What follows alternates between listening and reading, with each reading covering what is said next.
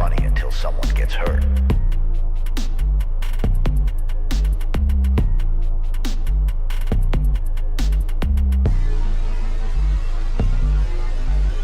There's bugs in my skin.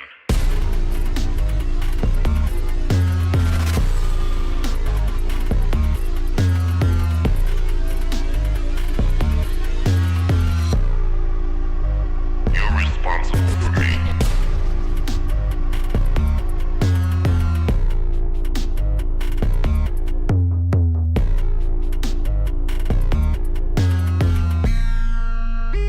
I'm getting offended.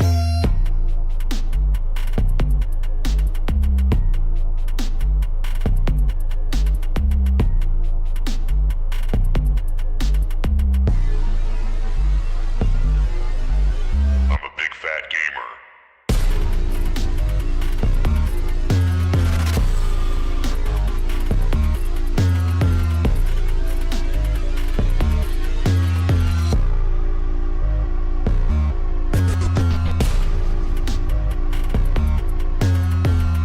TGG, the voices are normal, and you should listen to them.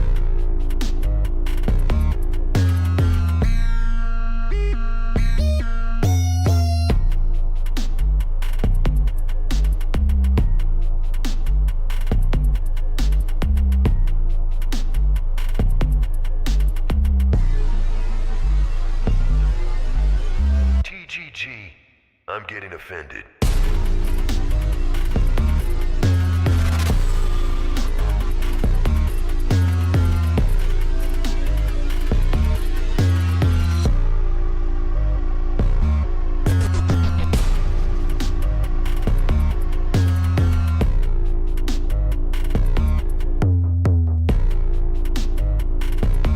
TGG, this was the phrase we thought of.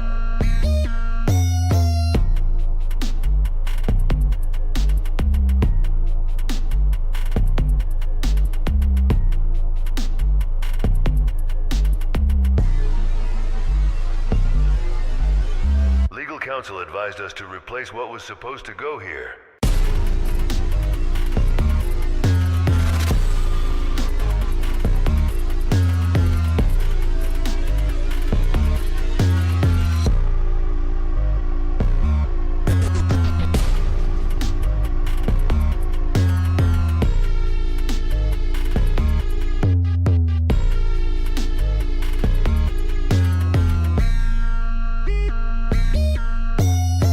TGG, it isn't funny until someone gets hurt.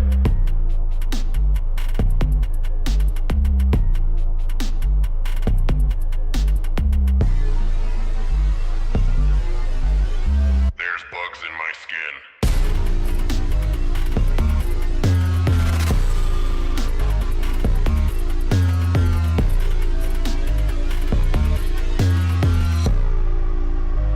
You're responsible for me.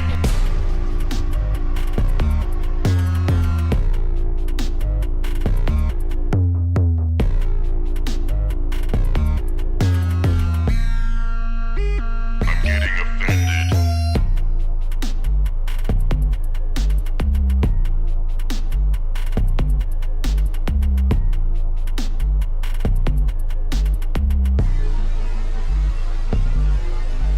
I'm a big fat gamer.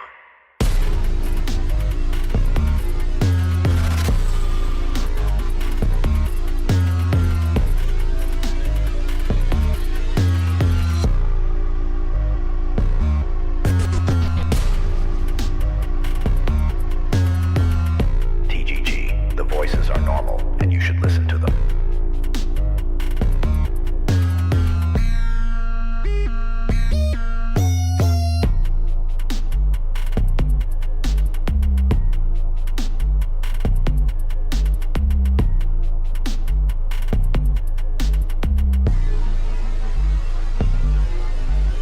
TGG. What is up, everybody? It's me, your favorite son, and I'm here with another episode of TGG Plus. I remembered to say it this week. Episode 7. As always, I'm joined by my co-host, Evan Prince. And Good to see you, fellas. And joined by our guest this week, that boy Aqua. Reappearing once again. Reappearing. That's correct. Technically. Yeah. Yeah, oh, sorry. That's our secret First time. history. For the first time ever, brand new exclusive. Brand new. I'm happy to be here. Fresh. But yeah, we're going to be talking about some news today. Deadlock, Valve's new game, got leaked, I guess. I don't even know if we can show stuff from that on stream, but we'll see. It's all over YouTube. Some IGN stuff. IGN doing some crazy stuff. Yeah, we'll get into all that stuff in due time. I'm sick right now, by the way, so if you're hearing some voice nasty, that's my fault, and it's because I'm sick. But what have you guys been playing this week? What have you guys been up to? What games you been getting into? Aqua, why don't you start that off? What you been playing recently? Oh god, I've been playing like a real good trifecta of like bad games. I recently got a Steam Deck, and so one of the first games I decided to try on there was Gotham Knights, and that's How been, was that? Fun. Why? It actually works because I love Gotham Knights. I'm gonna be honest with you. Really? Like, I'm not gonna sit here and say it's a good game, Okay. but it kind of scratches like a very specific itch, and so it's like, yeah, I like it. And it has like a really good gameplay loop that is like, in terms of like 15-minute just fuck around for a bit, you know? Yeah. You Yeah, are kind of unabashed about your love of like bad games. Like when you're like, I don't give a fuck, I'll fucking say. Yeah, well, because like I can respect I'm that. very good at having two brains. I got the critic brain that's like, oh yeah, this is bad, poorly made or whatever, and then the like drooling stare at the TV brain that's like, oh, it's Batman, and that's all I need.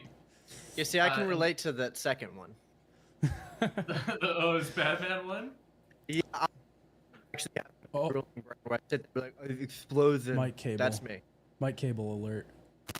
Shit. We need a The mic saga mic continues. cable alert. Yeah, for thing the that pops. stream. Yeah, I only enjoy, like, I sit there drooling, being like, oh, explosion. That's me. You're just Yeah. drooling. I'm brain. just the drooling. I don't even have the critic brain. I'm just like, well, that's the thing is, you see, I managed to stay on top of things just fine because typically the ratio of if something is like badass and if it's good seems to stay consistent. So the reason a lot of people don't like Gotham Knights or the Suicide Squad game or whatever is because all these issues or whatever. The reason I didn't look at them is because I looked at them like these are boring. These aren't going to have like really cool, like badass like sequences like we saw in like Arkham Knight. And the commonalities of which those tend to align, and I avoid bad games just because they don't have a lot of like over the top explosive nonsense, is surprisingly consistent. Yeah, and I mean in Gotham Knights case, like I just feel like the core combat is actually decent enough, and so if you pick up the game and basically only engage with that, like you can have a good time as far as the like non-critic brain side goes. And that also applies to the other game I've been playing this week, Forspoken, which is, you know, it's funny. The worst parts of the game are in the first 2 hours. So like that Really? whole like, do I just blow shit up with my mind? Okay, I guess I do that now. That's like 30 minutes in. Yeah. And it gets significantly worse because just a bit later, you do this first boss fight, and after you beat a boss, you get their power. And so there's this all these particles and everything, and your companion character is like, what just happened? And the main character goes, I think we just leveled up. And it fades to black. I No shit you not. fucking way. Real. Oh. But that is the worst of it. After that, it takes a significantly better turn in terms of writing. It just ditches that But- stuff. It doesn't ditch it. Okay. It doesn't do it often. It's still It doesn't It's do it like no, often. it's still bad, but it's like more tolerable. Yeah. Yeah, because it's not as egregious. But the main gameplay itself is actually pretty fun. And so I've been finding things to like in that. That's what I've been playing. Yes. Evan? Okay. Sloppy Joe says you're playing Gaming Razzies nominations. Yeah. Yeah. Are you doing those for videos or are you just like for fun? Gotham Knights is for fun. Forspoken is for a video. Okay. Sweet. Okay, cool. Yeah, we talked a little bit about this earlier, but I've been playing two games mainly. I've been playing an indie backroom surreal game called Pools, where you go through like there's no combat, there's no conflict, there's no anything. It's a walking simulator. It even says that in the description. You just walk around in these weird, surreal set pieces. So then that's pretty cool. And then on the other side of that, last night I actually finished Killzone 2, and it reminded me of when games used to be super fucking cool. You know what I'm saying? Because I finished Killzone 2. I was like, dude, that was awesome. I haven't played something where I just sat there. I was like, dude, that was just pure like sick the whole time in a while. Yeah. So I feeling really good about Killzone 2. Videos are coming on both of those. Oh hell yeah! So you're doing a video on that pools game. Yeah, the script is actually written, and I recorded the dialogue today before we came on here. So I'm doing a video on pools. That'll probably be out pretty soon, but I can plug that later. Okay. Pope in chat says no rest for the wicked has been good. I wanted to check that out, but I haven't gotten around to it yet. I've been playing a shit ton of indie games this week. I've been cleaning through some indie games, and it's actually led me to kind of like I want to do a video on like 10 indie games and have it be like 2 hours and like, you know, really go into some of these like newer indie games that are coming out, because I feel like we all complain about like the gaming industry so much and then we're always like play indie games, but then I'm like, I don't want to make a video on an indie game because it's not going to do that well, you know? So I want to find a way to make the video do well. Best Can I indie offer a games on suggestion? Steam. Yeah. I think you make that video Mhm. and you wait for the next AAA flop, which at this rate is going to be next month. Okay? Yeah. And then what you do is you title the video 10 games better than. Oh, that's such a good Oh, idea, dude. That is a good idea. You better be writing that down. I should do this for a job. That's a really good I can go idea, professional actually. at this. Damn. Yeah, but I played Animal Well this week. Have you guys have heard of that? Yeah, the I saw donkey your tweet game. about it. Dude, it is like I cannot in words on this stream tell you guys how good that game is. Like I literally think it's in my top 10 of like the past, I don't know, decade or something. Like it is That good? Really good, huh? And listen, I know people have been giving it praise and stuff, but and maybe it just hit me at the right moment. Maybe it appealed to my particular taste. So maybe, you know, people who are watching this or you guys won't like it as much. But I don't remember the last time I've been that shocked by the simplicity of a game. And not because it was simple, but just because it was using very simple game design in such ingenious ways. I don't want to talk about it too much because I don't want to spoil the game. And like the things that you can do in it. But there were so many times where I would get an item and then I would use it and I would be like, oh, that's a really cool way to use an item in one of these games. And then like an hour would go by and I would use it in a different way. Like I would figure out that you could use it another way as well. And I was just like smiling at my computer, which is like so lame for a game to like, you know, like to admit that about a game, but it was like making me happy playing it. I was like, this is like, Yeah, fucking what a awesome. loser. He enjoys video games. He thinks it's cool when cool things happen in cool games. It's kind What of a loser. it's kind of yeah, it is. It is lame. It's lame to be like smiling at a video game. It's kind of I bet he thinks loser music is like behavior. emotional too. I bet he listens to music and it's like, wow, this is good. Yeah. I bet he watches movies and thinks they're cool sometimes. What a loser. But it is really good. If anybody's watching this, like check it out. It's not that long too, so like if you don't get it like pretty fast, like you'll know and then you can just refund it or something. No video coming on that, or I want to that was kind of what made me want to do like an indie game thing, was like I need to just start like playing a lot of these and just like showing people so that people can watch it. So I want to find a way to fit it into a longer format and then just make a video about a ton of indie games. I also played Mullet Mad Jack this week. Have you guys? oh yeah, that Seen looks that? fucking sick. I haven't played it, but it looks so cool. It's like a boomer shooter, roguelike, but it's also styled like an anime OVA. So like all of the graphics kind of look like an OVA. Really cool, fan-fucking-tastic aesthetic design. Just beautiful, like right up my alley. So that one was great as well. So yeah, I've just been playing like a shit ton of indie games and Metal Gear. Hell yeah. When's that second video coming out? It shouldn't be that long, to be honest. I have a worst Steam Games video coming out this weekend, but it shouldn't be that long because I'm only doing Ghost Babel and Metal Gear Solid 2 in this video. So I only That's have 2 it for games. part 2. Okay. Yeah, and then like 3 and 4 are gonna be the really overloaded ones. Like I think 3 has like MGS3. Where's my little? I have like a little notepad that has where I wrote everything down. Yeah. I'm not going to talk about this game because I want that to be a surprise. But MGS3, Acid 2, Portable Ops, Snake Eater 3D. So yeah, there's like a bunch of... that's gonna be bulky. Man, you need to check out this.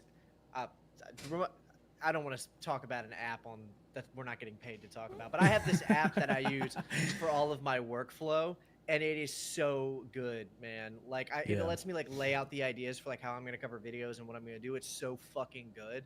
I gotta put you on this. Okay. Yeah, we'll remind me after the show. We'll chat about that off stream. So wait, so did you guys see the Deadlock shit? Yeah, I saw it. The app is Excel, Sloppy Joe says. It's not. I was gonna say it's Google Docs. Yeah. It's a Microsoft Dude, Word. my shit every day is just a to-do list. I have a to-do list I update before I go to bed. Hell and yeah. like everything that I need to do for the day. Holy shit. That is a cheat code for getting things done. Oh yeah, 100%. Who would have And, thought? Like, I can be so toxic with myself about, like, oh, I should really be working right now. I need to be working all the time. But when I look at the to-do list and be like, okay, no, I've done a ton of shit today, it's so much easier to be like, no, I can take 2 hours just fuck about for a bit. Yeah, yep. Yeah, when you can actually, like, see physical evidence of all the shit you did, then you're like, okay, now I can give myself a little bit of a break. I do that, but I just keep it in this little note. I have these field notes. He's analog. I'm very Wes Anderson. Whenever people meet me and they see my lifestyle and the way I live, they say he's very Wes Anderson. He's a Wes Anderson kind of guy, and so I try to live by that creed. But I love that. yeah, me too. But yeah, I keep a to-do list every day in there and then just update it and stuff. Bro, casually drops. I'm very Wes Anderson. People say it about me. I don't say it about myself. You know. I don't know what that means. I've never seen. Wes Oh Anderson's wait, I like forgot. a You movie don't know movies or anything. You don't watch. No, my movies. girlfriend watched Grand Budapest Hotel. That's him, right? Yeah, that's him. Yeah, I saw like 5 minutes of that when I went to the kitchen for a bit. I used to be looks cool. obsessed. I unironically used to be very obsessed with him when I was in like high school, basically. That's dope. I do like his movies, but they are kind of corny. Jiffy Coat says, I mean, you already have a worse Steam game series. You could do Steam Hidden Gem series. I thought about that, but I think that would be... So I did think about doing like, instead of I played 10 of the worst reviewed games on Steam, I played 10 of the best reviewed games on Steam. But I think it would like kill my heart if I made that video and it did like miserably bad. You know, because then it would just like prove what I already believe, And which is also, that a that's lot of- not going to do as well because people don't give a shit. Also, Yeah. a lot of the best review games are just going to be like everybody knows about it, super popular, like AAA titles. Yeah, but You're I not gonna don't- find a bunch of. I don't actually like review the 10 worst reviewed games on Steam when I review games. I find games that are negatively reviewed, mixed reviews, or overwhelmingly negative. Because the 10 worst reviewed games on Steam are like Warzone 3, Fucking rightfully so. yeah, fucking like Overwatch 2, NBA 2K24, some game called War of the Three Kingdoms that's been there since I started doing these fucking videos. And it's all in Chinese, so I can't read it. But yeah. Deadlock. So you guys have you guys seen this footage? Yeah, I don't want to footage show of it on that. stream because I believe people were getting DMCA'd on Twitter. I've been seeing footage of Deadlocked since like 2015 maybe. Wait, what? It looks like every other fucking Oh, game you're doing like a that, bit. Oh, man. you're doing a. Oh, It's you're just doing a a cha- little it's just a- bit. It's just a fucking champion shooter, man. I watched a bunch of gameplay footage. I'm like, okay, so you're making third-person Overwatch. cool. I didn't think it guess. looked that bad. You're making Valorant. It doesn't. It's thought it looked fucking kinda cool. Valorant. It's Overwatch. No, because there's like it's like a MOBA, isn't it? It's a MOBA, yeah. That's like a But full it MOBA. just looks like Overwatch though. It's the least like unique and interesting thing I've ever seen that isn't a sequel. Yeah. I don't know. I thought it looked kind of cool. You really I hated think it? my problem is it looked Yeah. unfinished, and that's because it is. Yeah. And this is why yeah. I fucking hate leaks, because I'm Yeah. always looking at things when I'm not supposed to see them. There is no hype when I see a tweet from some guy being like, "Oh, there's been a leaked Deadlock video," and it's like, here's a collage of unfinished fucking assets, characters that are probably going to be wildly different by the time the game comes out. And it's like, I just don't fucking care. Do you guys remember when Super Smash Bros. Ultimate was revealing characters, and every time there was a reveal, people would lose their fucking minds, and there was a sense of community and camaraderie, and everybody collectively losing their shit over their little nerd things. And now, it's just, oh yeah, here's this tweet, this game that's coming out. Look at the fucking Insomniac leaks. It's like, this game that's coming out in 6 years. Here's the pre-alpha build for it. Kills my hype because I have all this time to wait on it now, and I'm seeing it in the unintended, unfinished state. And then you have the fucking idiots online who are like, "Oh, this game looks really bad." It's like, yeah, it's 6 years from fucking release. Like, what did you think it was gonna look like? I don't know, man. You can look at those character models and see they're not I mean, they are unfinished character models, but that's not the problem. They're in that same like art style. Like even if they were finished or not finished, you can tell that they are designed in like the Team Fortress 2, Fortnite, that like clay cartoon art style. I don't know if I saw a finished build of that if my opinion would change. Fortnite's finished, and I think that looks like shit too. Yeah, and that's fine if you have like, if you don't like certain art styles. But what I'm saying is that it's like we are seeing an unfinished game. The art style could change, yada yada yada. And so it's like it just feels kind of weird to be forming opinions on an unfinished product. And I'm not saying just like, I'm not saying don't look at it, don't think about it, yada yada yada. But I'm saying like I Don't just leak wish it in things the didn't first get place. Yeah. in the first place. Yeah. Yeah. Because I mean, that Just- happened with Wolverine too, pretty recently, where it was Yeah. like very unfinished, and people I were was about still. to say, okay, but there was way less footage of Wolverine than there was for Deadlock. I know, but people were still saying like this looks like shit, and it was like yeah, because it's Well, that's not. 'cause it was. There's like no world, like there's no ground. Pre-alpha. Yeah, there's like not walls. They're like testing combat. Yeah. But yeah, I think I agree. I understand the art style thing that you're saying, Evan, but like I don't know. I feel like Valve kind of gets a pass, don't they? They fucking like created that shit. And this is like also people are like, why aren't they making Left 4 Dead or something? And it's like this is what the fuck did you expect from Valve? You know, a good game. I mean, but it's Team Fortress 2, CS:GO, like those are their most Dota. This is just Dota, fucking like like this those are is their. Dota 3. It's kind of like it seems like it's just going to be Team Fortress mixed with Dota, It is. That's exactly what it looks like. It looks like Team Fortress, which is mixed kind of with a cool Dota. idea, you know. Yeah. They haven't made a Pope- single player game in fucking how long, other than Alex, I guess. Michael Pope says Half-Life 3. He wants Half-Life 3. Yeah, at this man. point, you can't fucking it's- make it's- that yeah. game. You know, It's too late. Statute of limitations on Half-Life 3 is expired. Oh. I gotta ask, why don't you like the Fortnite style? Is it like a specific reason, or it just doesn't jive with you? It just doesn't jive with me. And if I don't like something, everyone else is obligated not to. Woke. Real. I hate it. I hate it because it's woke. Yeah. Yeah, that's why. I hate it because it's fucking woke. I mean, honestly, if you want to break it down, there's no objective reasons why I don't like it.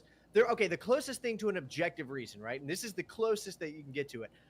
The success of that art style does, and people can argue with me about this, but it does mean I will get less of the art style that I like. The art style that I like, again, as I had this movie cartoon moment last night when I beat Killzone 2, and I was like, that was one of the coolest fucking things I've ever seen. The realization continuously washes over me. I'm not going to get another Killzone 2 anytime soon because Killzone 2 was trying to look like really gritty, the piss filter, particles, so many fucking particles. An atom bomb goes off near the last mission. You just see a giant mushroom cloud in the sky. It's just fucking sick. It's cool. It's action movie bullshit. It's dude bro nonsense, and I love it. Yeah. And I see the art style of Fortnite being so incredibly successful, and I genuinely know all of the companies that have the resources to make these fantastic looking games are going to chase that instead of what I want them to have. And if I can't have what I want, I have to be bitter about it. It's the law. I can't, Yeah, man, fair I can't enough. control that. And you know what? Let's just preface like the rest of this podcast with like, if I ask you a question of why you think some way, you do not have to give me some objective like fucking answer. I do not care. Even if the answer is like, Bro if says, the I don't answer give a is fuck like, what you think. I don't like it because fuck it, I don't like it. Like, okay, it's more of just like I'm just curious. Like, Yeah. if there, It's really if there is a funny. reason. It is 'Cause, good like, though, because I feel like a lot of us I've never really thought about it, and I'm just like, I don't like that art style. But yeah, it is like a good exercise to be like, explain why you don't like this. Yeah, This- well, Yeah, that's, it's not even like an argumentative thing. It's just like I don't know. Yeah. well, honestly, I'm Period, glad I yeah. got the chance to spell it out for myself, because I Yeah. was thinking that like last night. I was like, damn, dude, I'm not going to get an experience like this again, am I? Maybe Killzone 3. I don't know. I've never played it, because I played Killzone 2 for the first time and I beat it last night. I'd never played it before. I was like, that was fucking amazing. And I know I'm not getting anything like that again anytime soon, you know? Yeah. And that's What do you think is the most kinda recent devastating. game like that you've gotten? God, dude, Doom Like, do Eternal. you think Uncharted scratches that itch at all? No. Well, the last Uncharted that would have done that was like Drake's Deception, because I didn't like the fourth one very much. Drake's Okay. Deception, yeah, that would have scratched that itch. But Drake's Deception came out like 3 years after Killzone 2. You know, it's Yeah. old. It's an old game. I would Well, I say mean, that- Doom that was, Eternal like, is Yeah, I think Yeah, Doom Eternal. Eternal. Doom Eternal was the most recent example of a game that really kind of scratched that itch for me. And maybe Space Marine 2. We'll see. Yeah, Space Marine 2 is gonna be fucking. Yeah, it looks sick. It See the looks sick. the Space Marine 2 ass pics people were posting on Twitter today. No, I hadn't seen that. They're posting ass shots of the character. Shout, He's got a big. shout out to big. Koi of Okinawa for saying I'm a legend. He did. You're a legend. He thinks you're a legend. That's pretty cool. I am a Um, fucking legend. Oh, RoboCop. Jiffy Kid said RoboCop. RoboCop was good as fuck. Yeah, I think it, pretty it good. I didn't scratched play that that. I think it scratched that itch for me, like dumb, fun, shooting game. But I feel like Just, I feel like testosterone games.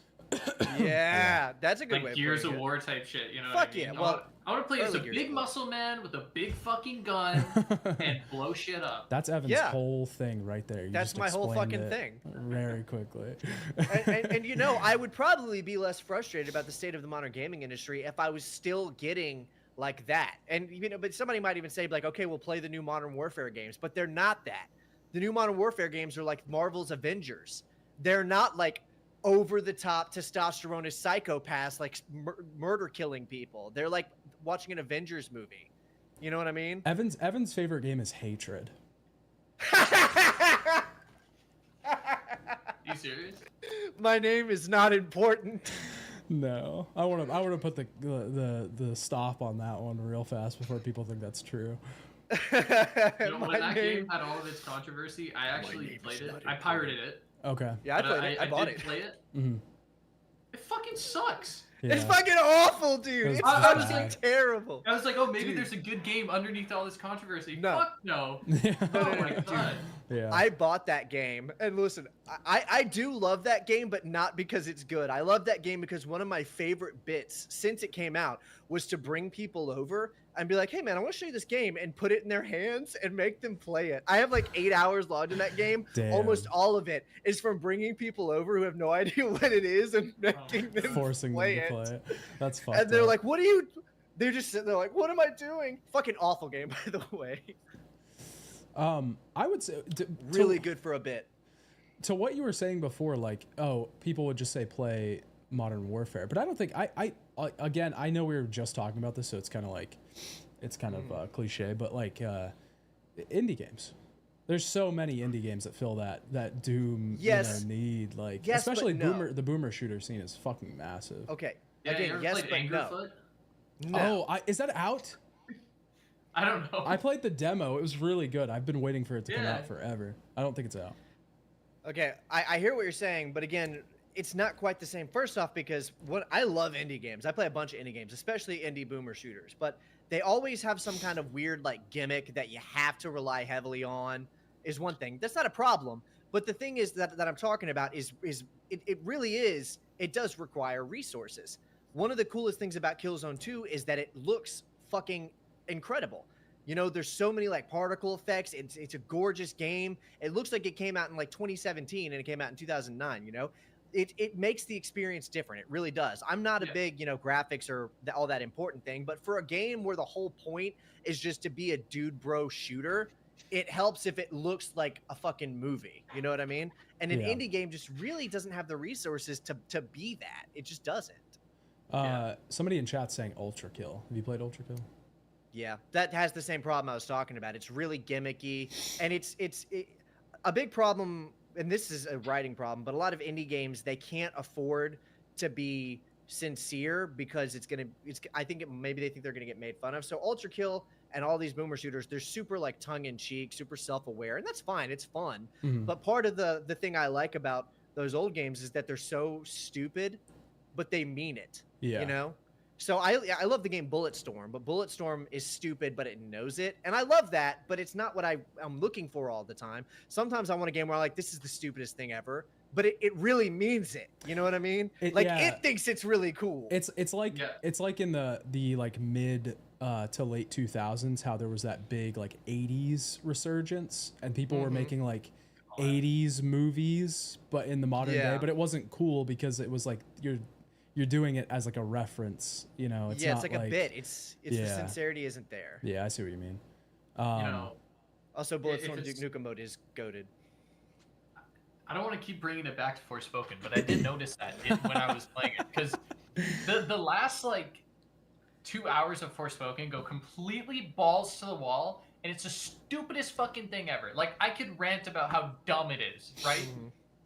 But it does it with so much heart. It says that shit with its chest, and I kind of love it. Okay. Like, you go from... The game tries to be very grounded in that it's like, oh, you know, you have, like, magical powers, but they're not too crazy and whatnot. Minor spoilers. Final boss fight, you ride into it on a fucking dragon. And the first phase of the boss fight is you're controlling the dragon and, like, shooting flames at the final boss. That's pretty cool. I like that. I gotta say... It just goes so crazy. It's fucking awesome.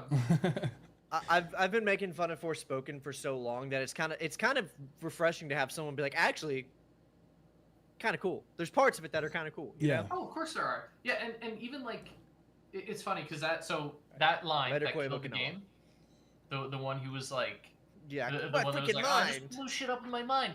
In the DLC, she says that line again, like beat for beat. And they like actively make fun of it.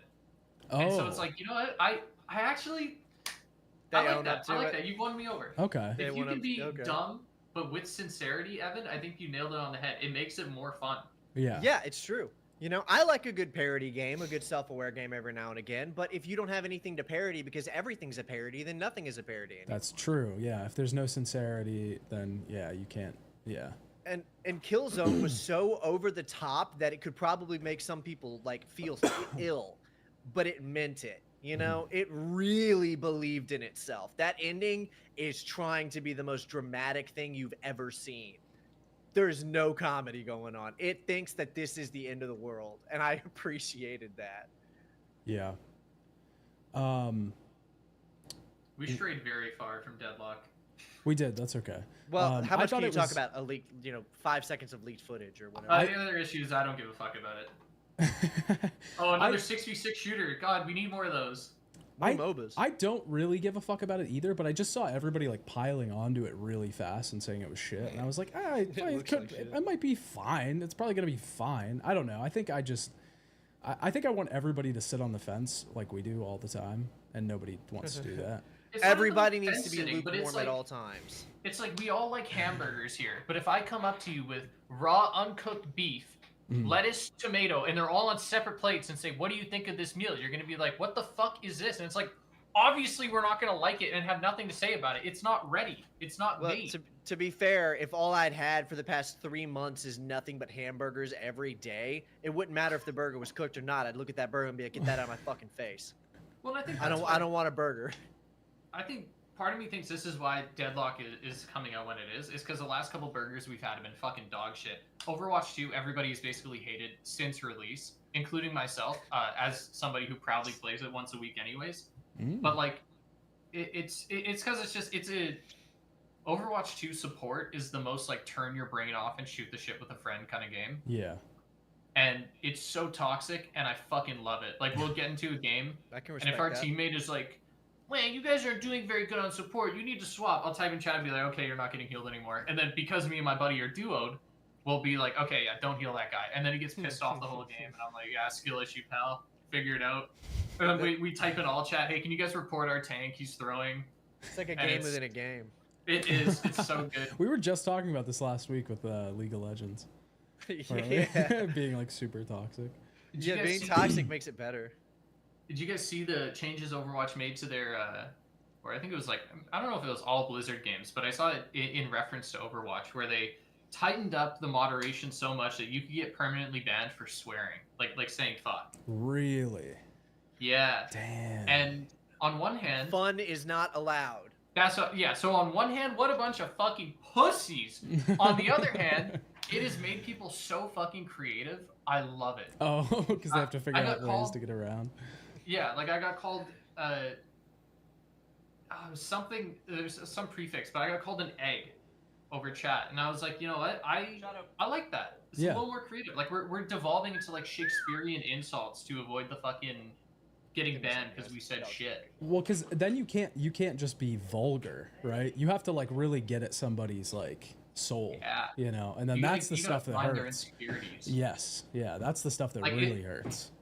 If somebody is talking shit, or not even talking shit, but getting mad at their team in a casual game, oh pal, that is like that's a fucking break in the armor right there. Yeah. And then you know they care way too much about the game, they care way too much about winning. Yeah. And then you can just say, you fucking suck at the game, try harder, L, loser, and immediately they're gonna fly off the handle. And then they get racist and then they get banned. I'm glad I came back just in time for that. Yeah.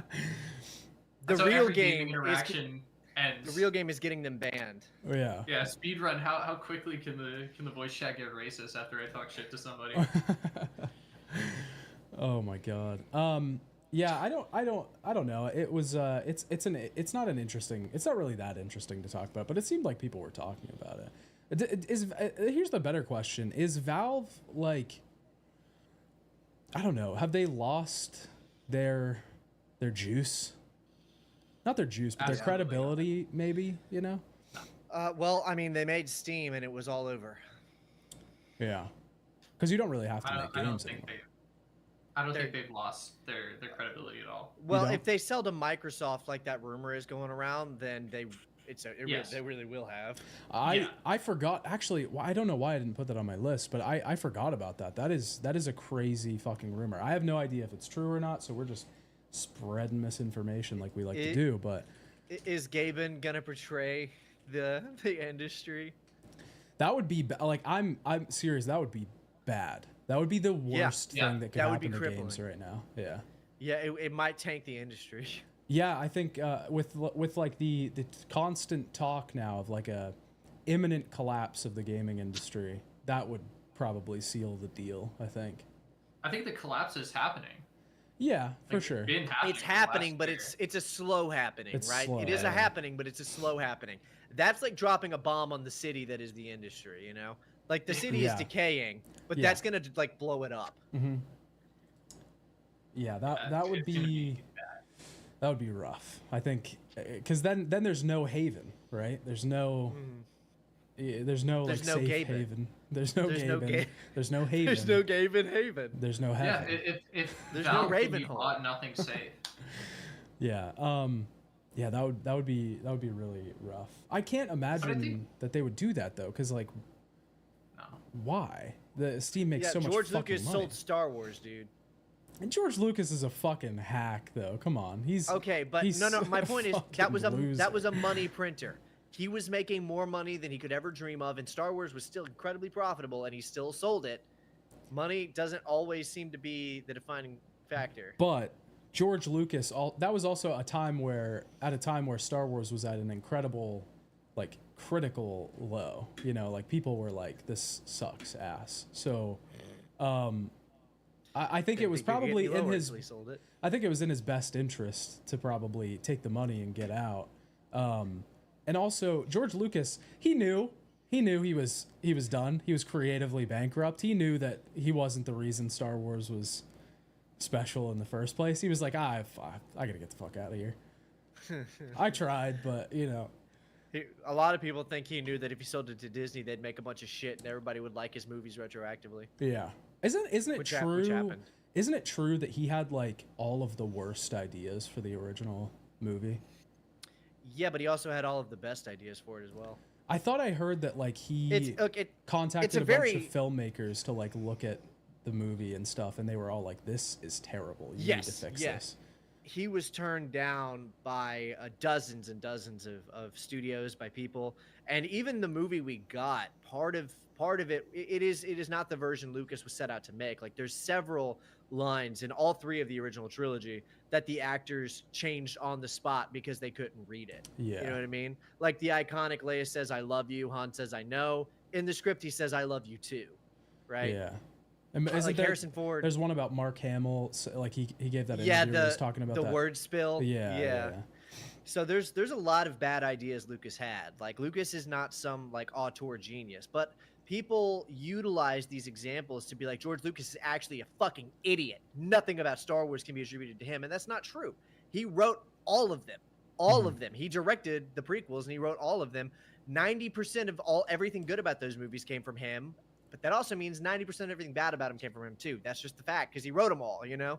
There are certain things that he did wrong. There are certain things that were corrected by certain directors. Like Empire Strikes Back, in specific, I don't remember who directed that, but the director on that actually did a lot to alter that movie. But you can't say Lucas had no hand in any of it. You know what I mean?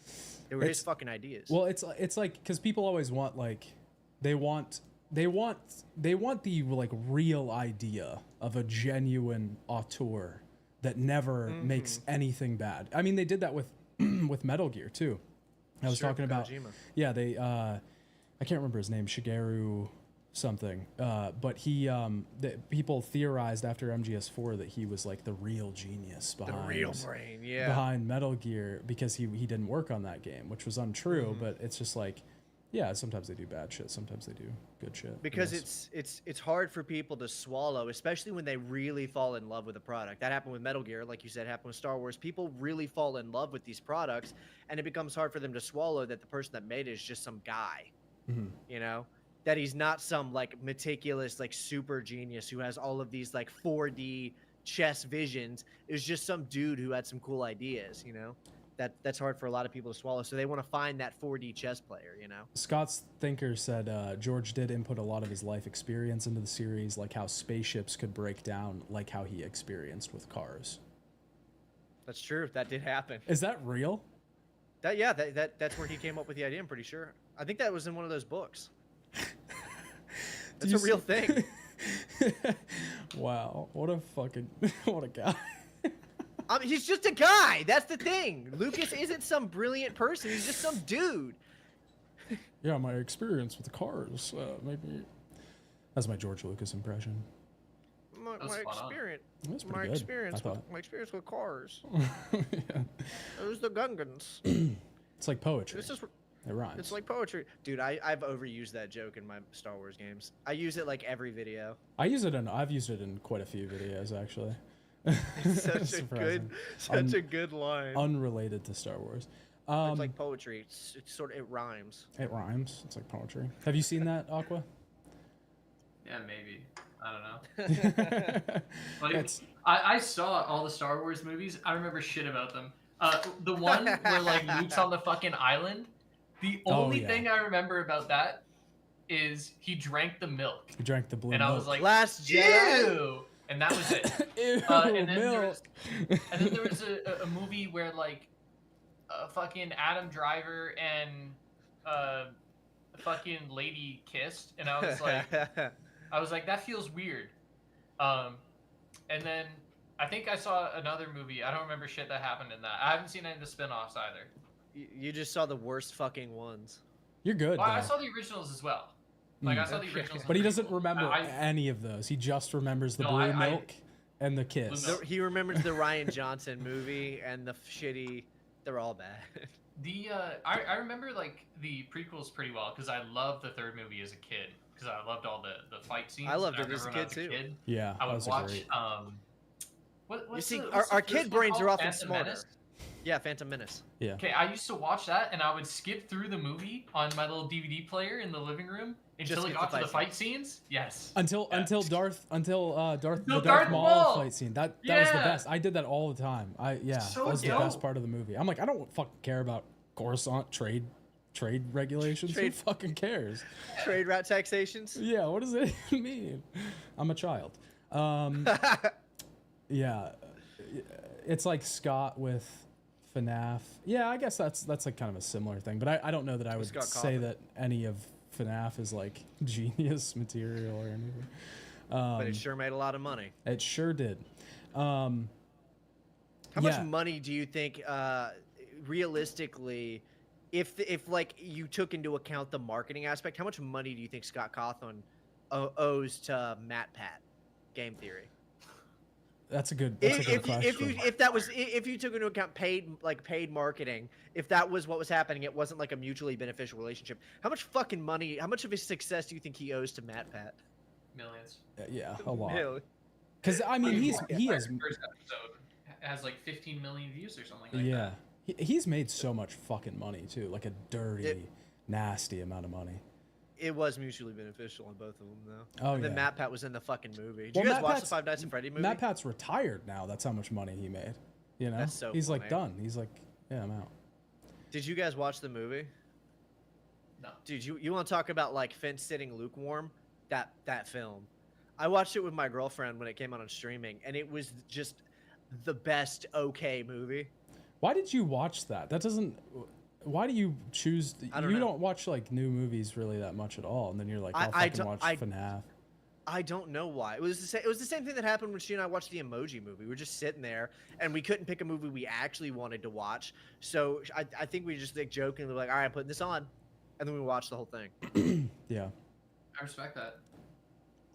Yeah. If we can't find something good to watch, we'll just watch something stupid. Okay, we should talk about the. Do you want to talk about the IGN? Have you guys We heard had- about this? We had such a Yeah. good segue into that earlier, and then we ditched it because we kept talking. What was our segue? The Steam getting bought by Microsoft. Oh, my favorite thing to do on this show is talk about like I feel like we should start fixing the show on the show. You know, we should start thinking of ideas of how to fix the show while we're doing the show. That's my Yeah, favorite. that's gonna thing. be a new bit, like my mic cutting out counter Yeah. or alert or whatever. Yeah, we should have like a segment where we come up. that's the new segment. Instead of over under, we do fix the show as the segment. How can we make this show better starting now? come on, let's go. Only let's go. only we're not gonna do it. We're gonna leave it to the comments, and then we're gonna read off their ideas, ignore them all, and just repeat the process next week. I mean, that's I think what I've been doing. I'm gonna add something. I think when you guys bring a guest on, Mhm. you should let them know any icebreakers beforehand. Because the first time I Icebreakers? came on this show, Mhm. on the previous imaginary time I was on here, that isn't real. Uh-huh. Yeah. I was very, very nervous because I was like, I don't know if they're gonna ask anything. Like, I don't really know what to expect. Yeah. And now I'm free because I've only gotten one comment on my channel in regards to my previous TGG appearance, and it was somebody saying, "Hey, I saw you on there. You're a fucking loser." They were like, "I watched your appearance and I hate you now." No way. So Did they now really? I'm free because now the worst case scenario has already happened. Wait, did they What the really? Did you really get a Yeah, comment? they were like, "You fucking suck." Damn, bro, that's Yeah. crazy. Wow. Shit, man, it is what it is. You Our know what it fan was? base. No, it's because whenever I mention my major when I'm talking about school or anything like that, people are like, Oh. "Gender studies? Yeah, that's You true. loser." Is what it is. Yeah, that's hard, honestly. Hey man, Well, I'm studying men too. yeah, it's I'll both say that. genders. Or all Yeah, of we're them. we only It's study men all on this show. 1,200 of them. We only study lot. men. We study the don't know one. if There's there's not even two 1,200. genders here. There's only one gender here. Yeah. That's gamer. Yeah. Yeah. That's how we should open the show. That's fucking incel. That would make a lot of people happy. Yeah, we actually cut out the music, the whole movie segment because it was terrible. We just it was rough. It was very rough. It was alienating as a guest because I'm like I went on my phone for like 15 minutes. We did it to everybody. That was my favorite part about the old one is that we would bring somebody on our show and then we would ignore them for the first like 20 minutes. Which was really funny, actually. We didn't mean to do it, but it was. No, it was completely unintentional. It did happen to be funny. Gosh. Anyways, okay. Segue. This is the segue into the IGN. have we talked about the IGN? Another note. Better segues. Better segues. Okay. IGN. Yeah. So I don't know if you guys have heard about this, but IGN bought a bunch of other gaming publications this week. They bought Eurogamer, Games Industry Biz, Rock Paper Shotgun, VG247, and Dicebreaker. They technically bought Gamer Network, which was a bunch of these digital brands all in one. But the immediate reaction to IGN buying these publications was, oh, they're going to buy them and then shutter them so that they don't have any competition. And then they immediately started laying people off.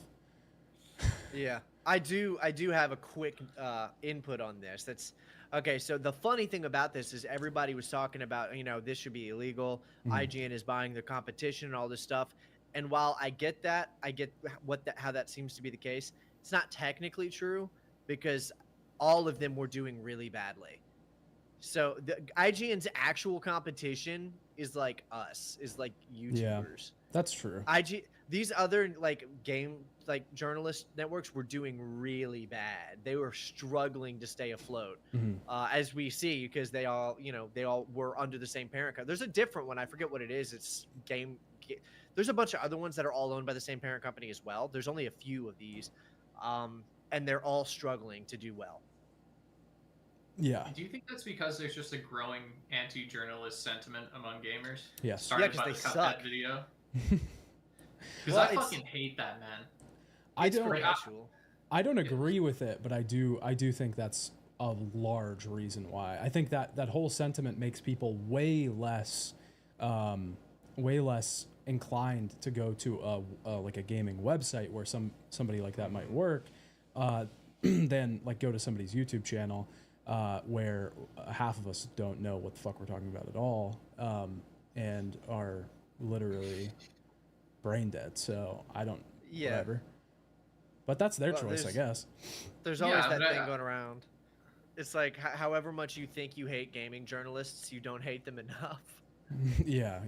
Yeah, it just feels weird because I mean, like, I'm a bit of an IGN dick rider, only because I've been watching IGN since I was a kid, and I still watch some of their reviews, and most of their reviews are perfectly serviceable, like good reviews. Yeah. They're not great. They're not going like crazy in depth, but I watch them and like I'm like, yeah, this was a good job. Like I feel like I am educated on the product I am going to buy, and I feel like I know what I'm getting into, and it was delivered concisely and in a professional manner.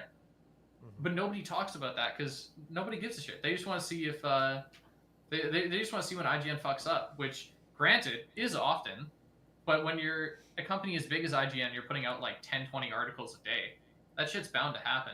And so I feel like people can be really unfair to IGN, especially when, again, like they have staff, and sometimes they're going to get somebody. I mean, the Cuphead guy wasn't even an IGN journalist, but like, ignoring that, like, we're talking about like the general sentiment.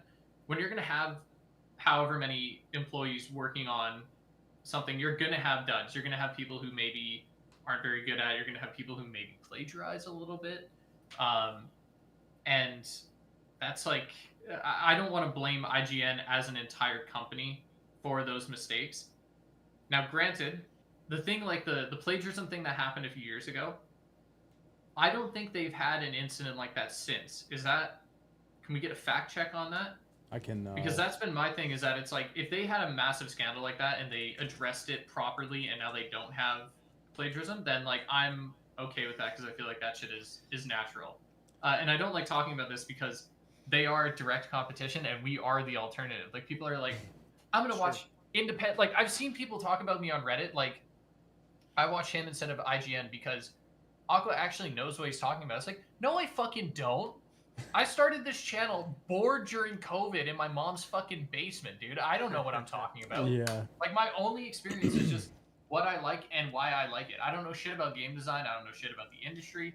And it's like, what's... I don't personally see the appeal, aside from the fact that when you're watching the same person, you get an understanding for their biases, what they like, what they know, and that you can gauge comparatively. You can be like, okay, I know I don't like games that X person likes, so if X person says they don't like this game, I probably will, whatever. Well, one thing I'll say is that IGN, you know, I don't think it's always just a fluke when they get something wrong, because sometimes they double down on things. I mean, we don't have to get too far into it, but recently IGN has been on a campaign on all of the reasons why Resident Evil 5 cannot and should not get a remake, because the original Resident Evil 5 was so racist. Like, the remake hadn't even been announced, right? Capcom just implied it at the end of Resident Evil 4. And I think that that's just, you know, I think that that's dog shit. You know, the actors who were in Resident Evil 5, who were people of color, at the time said, please don't listen to that. This game is fantastic. This guy was from Africa. He's like, I'm from Africa. We love this game. We're very excited about it. We lament that this is the reception it's getting. Like, people who worked on the game were getting fucked by that coverage, and it's really, really not cool to do that to those people who made that game and to those people who were involved in that game, especially when they are people of color. But now they've doubled down on it, and it's been over a decade. They've now come back and said, no, we believed it then. We believe it now. Resident Evil 5 was bad then for this reason, and it's bad now, and you shouldn't remake it, when this really could be a chance. They could correct a few things, and we could see a lot of opportunities to get more people of color in a game, more centered, more, because there were several in the original game that could be recast with modern actors. It sucks, you know? It sucks that they're continuing this campaign over 10 years later. Well, I think the sentiment still stands there, though, that that, you know, that's one writer, you know, on their staff that holds that opinion, but it's a different right? writer reaffirming it this time. Yeah, but assuming, like, how long ago did RE5 come out? It was 2008. It was or 9. It was 2009 game, I think. Yeah, so I mean, is that original writer even there? You know what I mean? I don't think so. Yeah. So it's a conglomerate of different journalists working at a place, and then I feel like it is really easy to say, like, this opinion from this journalist is held by everybody at this organization. But here's the thing: the organization that is IGN allowing an article like that to be published, not just back then, but again, feels irresponsible. That's an opinion piece, right? Well, say what you want, but you know, if you start, well, actually, I don't know if I agree with it because I've never played Resident Evil 5. I'm not gonna say well, that. throwing No accusations like that out against a game feels kind of serious, don't you think? Throwing these kinds of allegations about a game, calling it, you know, one thing or another, that it's feels serious. But if you like genuinely, if you genuinely believe it, and that's your opinion, and you decide to write an opinion piece, I don't think it's. I think it's kind of weird to say, like, it's on the onus of the organization to ban and prevent these journalists from writing their opinion. Like, that doesn't feel like free speech. Well, maybe not ban it, but I mean, you know what I mean. Like that whenever they release, it's not that you should ban it, but when you allow a journalist with your representing your organization to release it, you're kind of putting your stamp of approval on it. Because I mean, what if an organization said something that they didn't like? You know, yeah. What if they had one of their writers who said something, they would take that shit off. They would. Yeah. You know, you got Nexus mod ripping mods down left and right because they don't agree with the content of the mod, you know? Yeah. So it's not like these organizations won't immediately cut shit down if they think it's harmful, damaging, or whatever.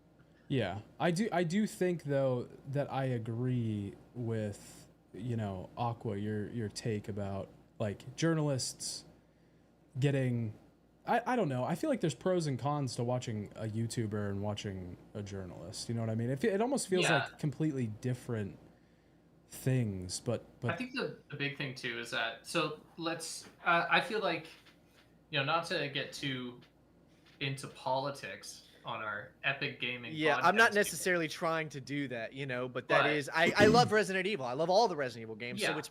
it's frustrating to me, you know, as a fan of the I'm series, saying- not as from a political angle. I'm saying there's like another difference between the independent YouTuber versus like a journalist, is that let's be honest, an article about RE5 being racist or something like that, and keep in mind, I'm pulling half of this out of my ass. I've never read the article, never played the games, ever. Don't give a shit. An article like that in this climate is going to bang. Like, no matter which way you slice it. Either it's going to bang because people hate it and they're going to be reading it, talking about it, IGN's name is getting out there, or it's going to bang because people are reading it, people are supporting it, and they're going to get that kind of ad revenue. And if you're a journalist working at IGN, I don't know what the inner workings are, but chances are the more article views you bring in, the more clicks you bring in, the more headlines you make, the better, the more secure you are in your position. Good for the bottom line. Independently, we have a bit more leeway. For example, we get sponsors. I don't have to, if I have a sponsor on a video, not that I have to anyways, but the point is that it's like, if you have a sponsor on a video, you can kind of do like whatever you want. Like, I often will put a sponsor slot and like, don't tell anyone. I'll do it on a video that I don't know if it's going to do that well, because then even if it bombs, then I'm safe. And it means I can talk about what I want to talk about and still be able to pay the bills. Especially on YouTube, I find that independent creators are able to speak more freely because they don't have that corporation watching over them. And especially because a lot of YouTubers aren't doing it as a full-time job, they have that freedom to be like, I'm going to say what I want to say, and I won't be, I can't be fired. I won't be booted off the platform. Your video might get like dislike bombed or something like that. You but might again, be demonetized. You could be okay. Let's again, without getting too political, there are YouTube channels, gaming channels I've seen that have gone very, very far into like basically everything short of saying the N-word, and they are still monetized. Like, I think getting demonetized on YouTube, generally speaking, unless you're like actually throwing out slurs, is a difficult thing to do. It is harder than it seems, and it's harder than we feel like in our, because it's easy to get anxious about, It's easy to get anxious about it, and it is easy to get like a false flag. Like, one of my videos got restricted because I showed a 15-second clip from a game called Catherine, which is technically a sexually explicit game, and so they demonetized the whole video. And that scene didn't even have anything sexual in it. Like, it was just a random cutscene. And so like people see stuff like that, or I have a friend who got a video demonetized because, well, this one's really funny. They got it fixed, but the auto-generated subtitles thought that they said the N-word. Oh. And like it wasn't anything, and it didn't even fit like script-wise. Like, it was just like a random sentence, and then it just said N-word, and so YouTube saw that and demonetized the whole thing. He was able to get it worked out, but it's in a vacuum, situations like that really mess with like people's anxiety around getting demonetized. But I think for the average creator, it takes a lot for someone to get their channel demonetized, let alone a video demonetized. Upload your own subtitles, boys. That's what I do. Yeah. I think it's, I think it does take, I think it's just easy to get anxious about, because you see an outlier case and then you go, oh, what if that happens to me? Yeah, sure. But absolutely. But I think for the most part, it doesn't. I've never felt like I can't say what I want to say, or I'm gonna get demonetized on YouTube. And I think, in fairness, part of that is that I think all three of us are very reasonable people. We're not going to come out here and say anything like crazy radical when talking about a video game. Like, the most radical thing we're going to say is just a hot take on like, oh, I like dog shit game, or I hate really popular game. Yeah. But the point I'm making is that I feel YouTubers have more freedom as an independent journalist when they don't have like people watching directly over them and constantly evaluating their recent performance and everything like that. So you're suggesting that they're incentivized to pursue potentially inflammatory articles because they do well? Absolutely, yeah. I mean, so they are incentivized in the same way that we're incentivized to use sensationalized titles and thumbnails and stuff like that. Yep. But the difference is that for us, generally, if we have, I had 2 videos that I posted that did really bad back to back. That just meant my income for the month was really low and shitty. I didn't lose my job. I wasn't kicked out of the partner program, that kind of thing. Yeah. If you're working at IGN and you have like back-to-back articles that are doing bad, there's likely a higher risk, I think, of just flat out losing your income instead of a YouTuber's case, which is just that, you know, you always kind of have that opportunity to come back in some kind of way. Yeah, it's a more extreme scenario because it's with YouTubers it's lowered income, and with journalists it's your if I fuck up I lose my job, I lose all of my income. Not, you know, it's not like if you have a bad article like we're docking your pay this week. It's like, no, you're still gonna get paid, but don't, you know, stop fucking up. And I want to tackle. Sorry. Do you think that there's any justification for the anger that a lot of gamers feel against game journalists? Do you think that there's any justification? Absolutely. What would that be? Is that we have all of these specific scenarios that are amplified online, like especially on Twitter and stuff like that, of game journalists being fucking idiots. Yeah. And unfortunately, nobody amplifies like a very average IGN review because that's what they're supposed to do. They're doing their job. And I think the other thing too is that there's general distrust with large corporations. And when journalists are part of those large corporations like IGN, they enjoy hating them. It's fun to hate on IGN. It's fun to reference too much water. It's fun to say exaggerated swagger of a black team. That wasn't even an IGN comment, but it doesn't matter. It wasn't. It's fun to just shit on. It's fun to punch up. Independently, it's fun to do that. And so I think that's why a lot of gamers get a kick out of it. You don't have to feel bad. Because you know, in these circumstances we're talking about something a journalist did, and then we're you know, throwing hate at the company for it. Yes. And so you don't have to feel bad because you're hating a company, not a person. You know, so it's a little easier to do. In many cases, it's even further disconnected because that journalist who is really bad at Cuphead, nobody really knows his name. They don't know who he was working for. And this is despite me. I actually watched like a video essay about the whole history behind that thing. Yeah. And so it's like, even that, I don't think gamers care to that extent. Oh, well, if we don't get a Resident Evil 5 remake, I'm going to find the names of these people. In a video game. In a video game. I was just going to say, no, I was just going to say, I'm going to make them my personal ops. That's all. I wasn't. That's a really good way to say it. I also want to touch on something I saw in the chat because I've seen a sentiment online a lot lately, where I want to find the chat. Someone said I can't fucking. They said something about rage bait. Oh yeah, it says, I was just about to say YouTubers have an incentive to rage bait too. Yeah. I hate the dilution of the words clickbait and rage bait because they mean fucking nothing anymore. We had a conversation about that actually. Yep. Yeah, so just 2 days ago, I posted a video saying Mirage didn't save Assassin's Creed. And the entire thesis of the video, a video, mind you, that took 3 weeks to make, all right, was entirely based around this idea that this was supposed to be the game to go back to its roots, and I don't think it was enough. And so I don't think it's going to save this idea of Assassin's Creed, okay? Of the old Assassin's Creed. And I got comments from people being like, wow, classic rage bait. It's like, I'm sorry, if that fucking enrages you, like, do you cry when the weather's bad? What the fuck, man? Or one's like, I made a video, and this one is a bit more fair to the other side, because if you're impatient and you didn't watch past the 10-second mark, you might think that it was rage bait. But everybody's done Watch Dogs 2 videos. There's a ton of videos on it, and I was like, I want to take another crack at the game, but I want to approach it from a new angle. And so the idea was, this is an hour-long video. This took a month to make. I said, this is how Watch Dogs 2 doomed the franchise.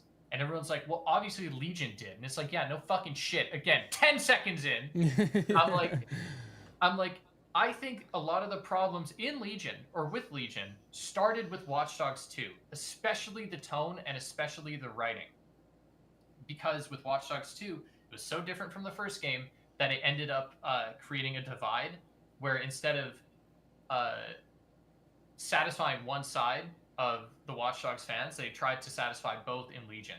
And it ended up with clashing tones, and it ended up with pleasing nobody.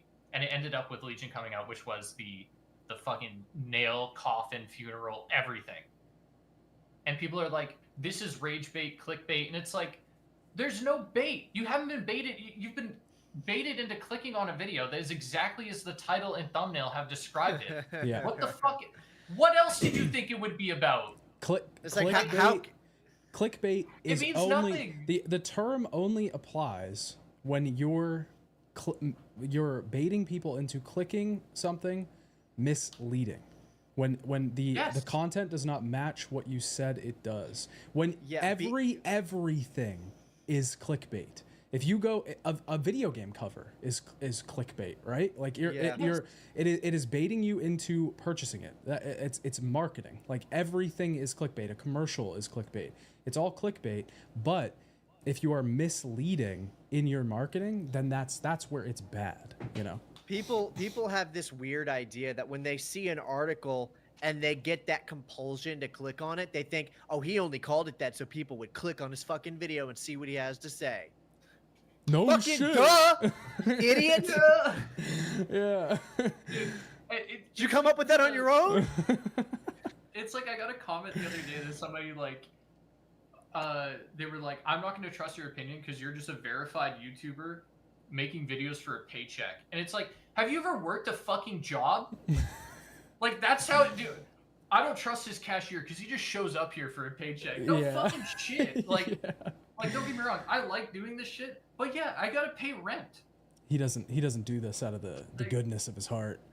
Yeah. I don't get it, man. There's a weird dynamic there, but yeah, I hate the clickbait thing, because the clickbait thing was, it was popularized out of that BuzzFeed era when, it was like quizzes and shit. But like, you got boobs in the thumbnail. Yeah. But like, if your thumbnail or your title accurately describes what you are talking about or what you are putting forward, then it is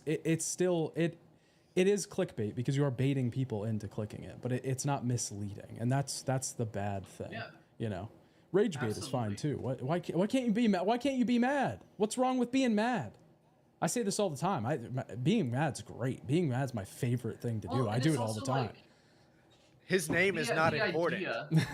The idea of rage bait is so strange because it's like, how am I? For me, it's really hard to wrap my head around the idea of I'm going to make something for 3 weeks or more with the sole purpose of trying to piss people off. And it's like, when you make videos like we do, where they're like essays where we're making arguments and we're wanting people to hear what we have to say and take it seriously, pissing them off is the last thing we want to do. Because then they're not going to want to hear us out. They're not going to want to watch the rest of the video. Yeah.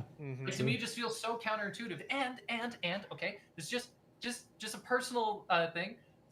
All of my most popular videos on my channel, you can fucking fact check this, are all the ones where I am like 90% positive about the thing I'm talking about. Yeah. My negative videos always perform significantly worse than my positive videos, but they're negative because that's just how I fucking feel about something. Like, what are you supposed to do? I only had one video where I was super negative in it, right? But the thing is, I was being really negative as jokes. Like, they were jokes. It was the first Star Wars game I covered on the channel, and I took a lot of shots at like Disney Star Wars, but it was supposed to be funny.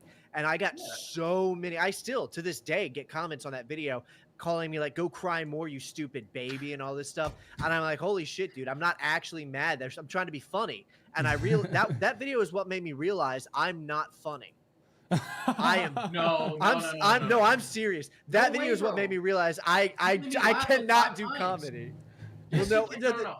Okay. I think you're getting like, you're getting fucked up over the people who are like, they'll just take something and think you're mad about it even when it is funny. Because like I think being a hater is so fucking funny.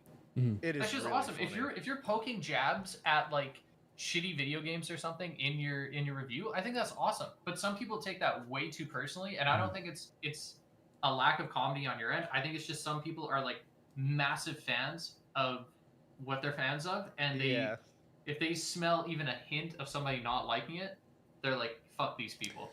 I had an interaction Oh wait, Sorry, you go first. You go first. I was gonna say I had an interaction with somebody on Twitter we were talking about Ghost of Tsushima, and he was like, "Yeah, the only people who hate this game are Xbox," and I was like, "Dude, really, we got to be more mature than that, right?" Yeah. I was like, "Surely people dislike Ghost of Tsushima for valid reasons. This is coming from somebody who thinks the game is like near flawless. I fucking love the game," and they're like, "Well, that's what they do to me," and obviously.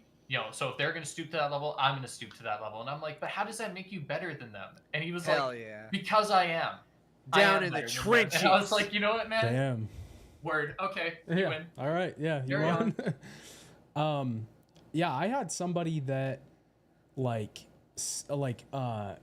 to find me on Twitter after my Suicide Squad video came out, and they were a smaller creator. I'm not gonna say who they are, but they were fucking giving me like in my shit and replies giving me all these arguments about why I was wrong and why I misled people or something just to get. Is it because you liked the game or disliked it? Because I fucking hated it, and they loved it. They were like this is great, and they were saying that everybody is being motivated by rage and stuff too, and just trying to get clicks by joining in on the dog pile, which I don't think you could pick a fucking worse game to say that about. But Yep. because this is the most obvious example I've ever seen of a game actually being really fucking bad.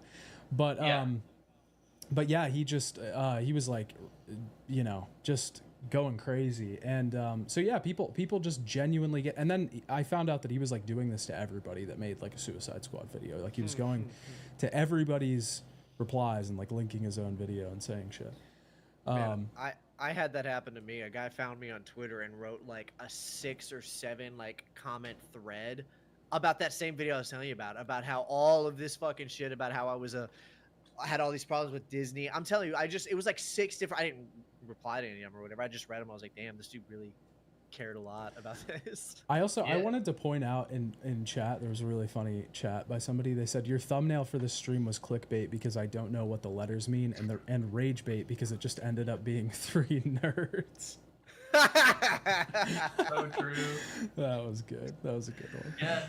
Generally, good. the rule of thumb when it comes to people following you from videos to Twitter is if somebody responds to something I tweet more than once, or in the interaction they are always quote retweeting instead of replying, I check out. Yeah. Because it's if you're quote retweeting and it's you're just continuing discussion, you're not starting a new side thread. It's you're just looking to ratio. Yeah. And it makes it funnier when you don't. Mm-hmm. And then if you post 5 different replies, it's okay, now I'm not sitting here writing a fucking novel on Twitter for the rest of the day. I'm sorry. Yeah. There was a guy 2 days ago. I can't even remember what the fuck I tweeted, but he was you're so wrong about this, blah blah blah. And he said he was bro, you're just yapping. And I was I wrote 42 words. I was what do you mean? And then the guy did 6 different responses, and I saw that and I was I got better things to do with my time. Okay? Yeah, This is unhinged. And then an hour later, he posts a GIF being still waiting for your response, or are you too scared? And it's go the fuck outside, dude! I have to be on Twitter as a job, and I am on Twitter less than you. Yeah. What are we Still doing? waiting on your response. Are you scared? Yeah. Shitless, man. Scared shitless. The guy that followed me to Twitter, he put a whole thing, and I think I respond. Oh, you found it? Yeah. I responded to one thing, and then he put a whole nother thing, and then I was I can't do this anymore, so I just put Lamau. And then he quote tweeted it on his own thing, or screenshotted it or something, and tweeted about it, and was this is what your average YouTuber that you trust thinks about. It doesn't take games seriously or something. And I was no, I just don't take you seriously, bro. Well, that's the other tier though. We talk about gamers like us, okay? Average balding gamer. All right, I see you wearing that hat all the time, Mr. Sun. Dude, I'm not balding. Why does everybody think I'm balding? I'm the one balding, He's man. See the hairline. one. Come on, I'm boys, the blow it bald up. one. Let's go. Oh, it's gonna Don't look be bad afraid. because I have a hat Bro, on. I'm the bald one. Don't be afraid. It's gonna look bad because I have a hat on. It's me. Actually, yeah, it's on you. I mean, it's getting there. enough, It's man. getting there. But You I got- mean, you it's got, a like, the full widow's it's a peak, full but- head. Ah, damn. It's a full It's head. me. Hey, Evan, I'm with you, man. It's what Hey, you if what you me think? and Evan- No, if me and no, Evan ever you're meet up, and we need to make sure we're both looking okay, we can just point our heads down and use it as a mirror. Nah, man, you're not like me because I'm balding on my beard. Yeah. I have a condition that makes my facial hair fall out and my head hair. Oh, okay, yeah, you got me beat on He that. fucking one upped you. Yeah, That's- yeah, mine's take not just some genetic thing. Mine is a fucking condition. All right. I think mine should. I can't have a beard, short bro. stick. I can't grow a beard, but that's dope because I fucking hate shaving and I don't want a beard. So I'm very happy to keep it clean for the most part. For Aqua and Evan's self-esteem. Yeah, Scott's thinker thinks I should take my hair and give it to you guys. Then we would Scott, all be like. At I the don't same need level. any help for my self-esteem. Oh shit, he's pulling out the guns. Damn. Pulling out the fucking MG42s. I got. Something to I work couldn't with. pick up a 50-pound box, buddy. Holy shit. Imagine you just love- tuning into the stream and all you see is 3 guys doing a hairline. Hairline reveal. Hey yo, Oh, review shit. my Nordwood. My Norwood. My Norwood. What's my Norwood level?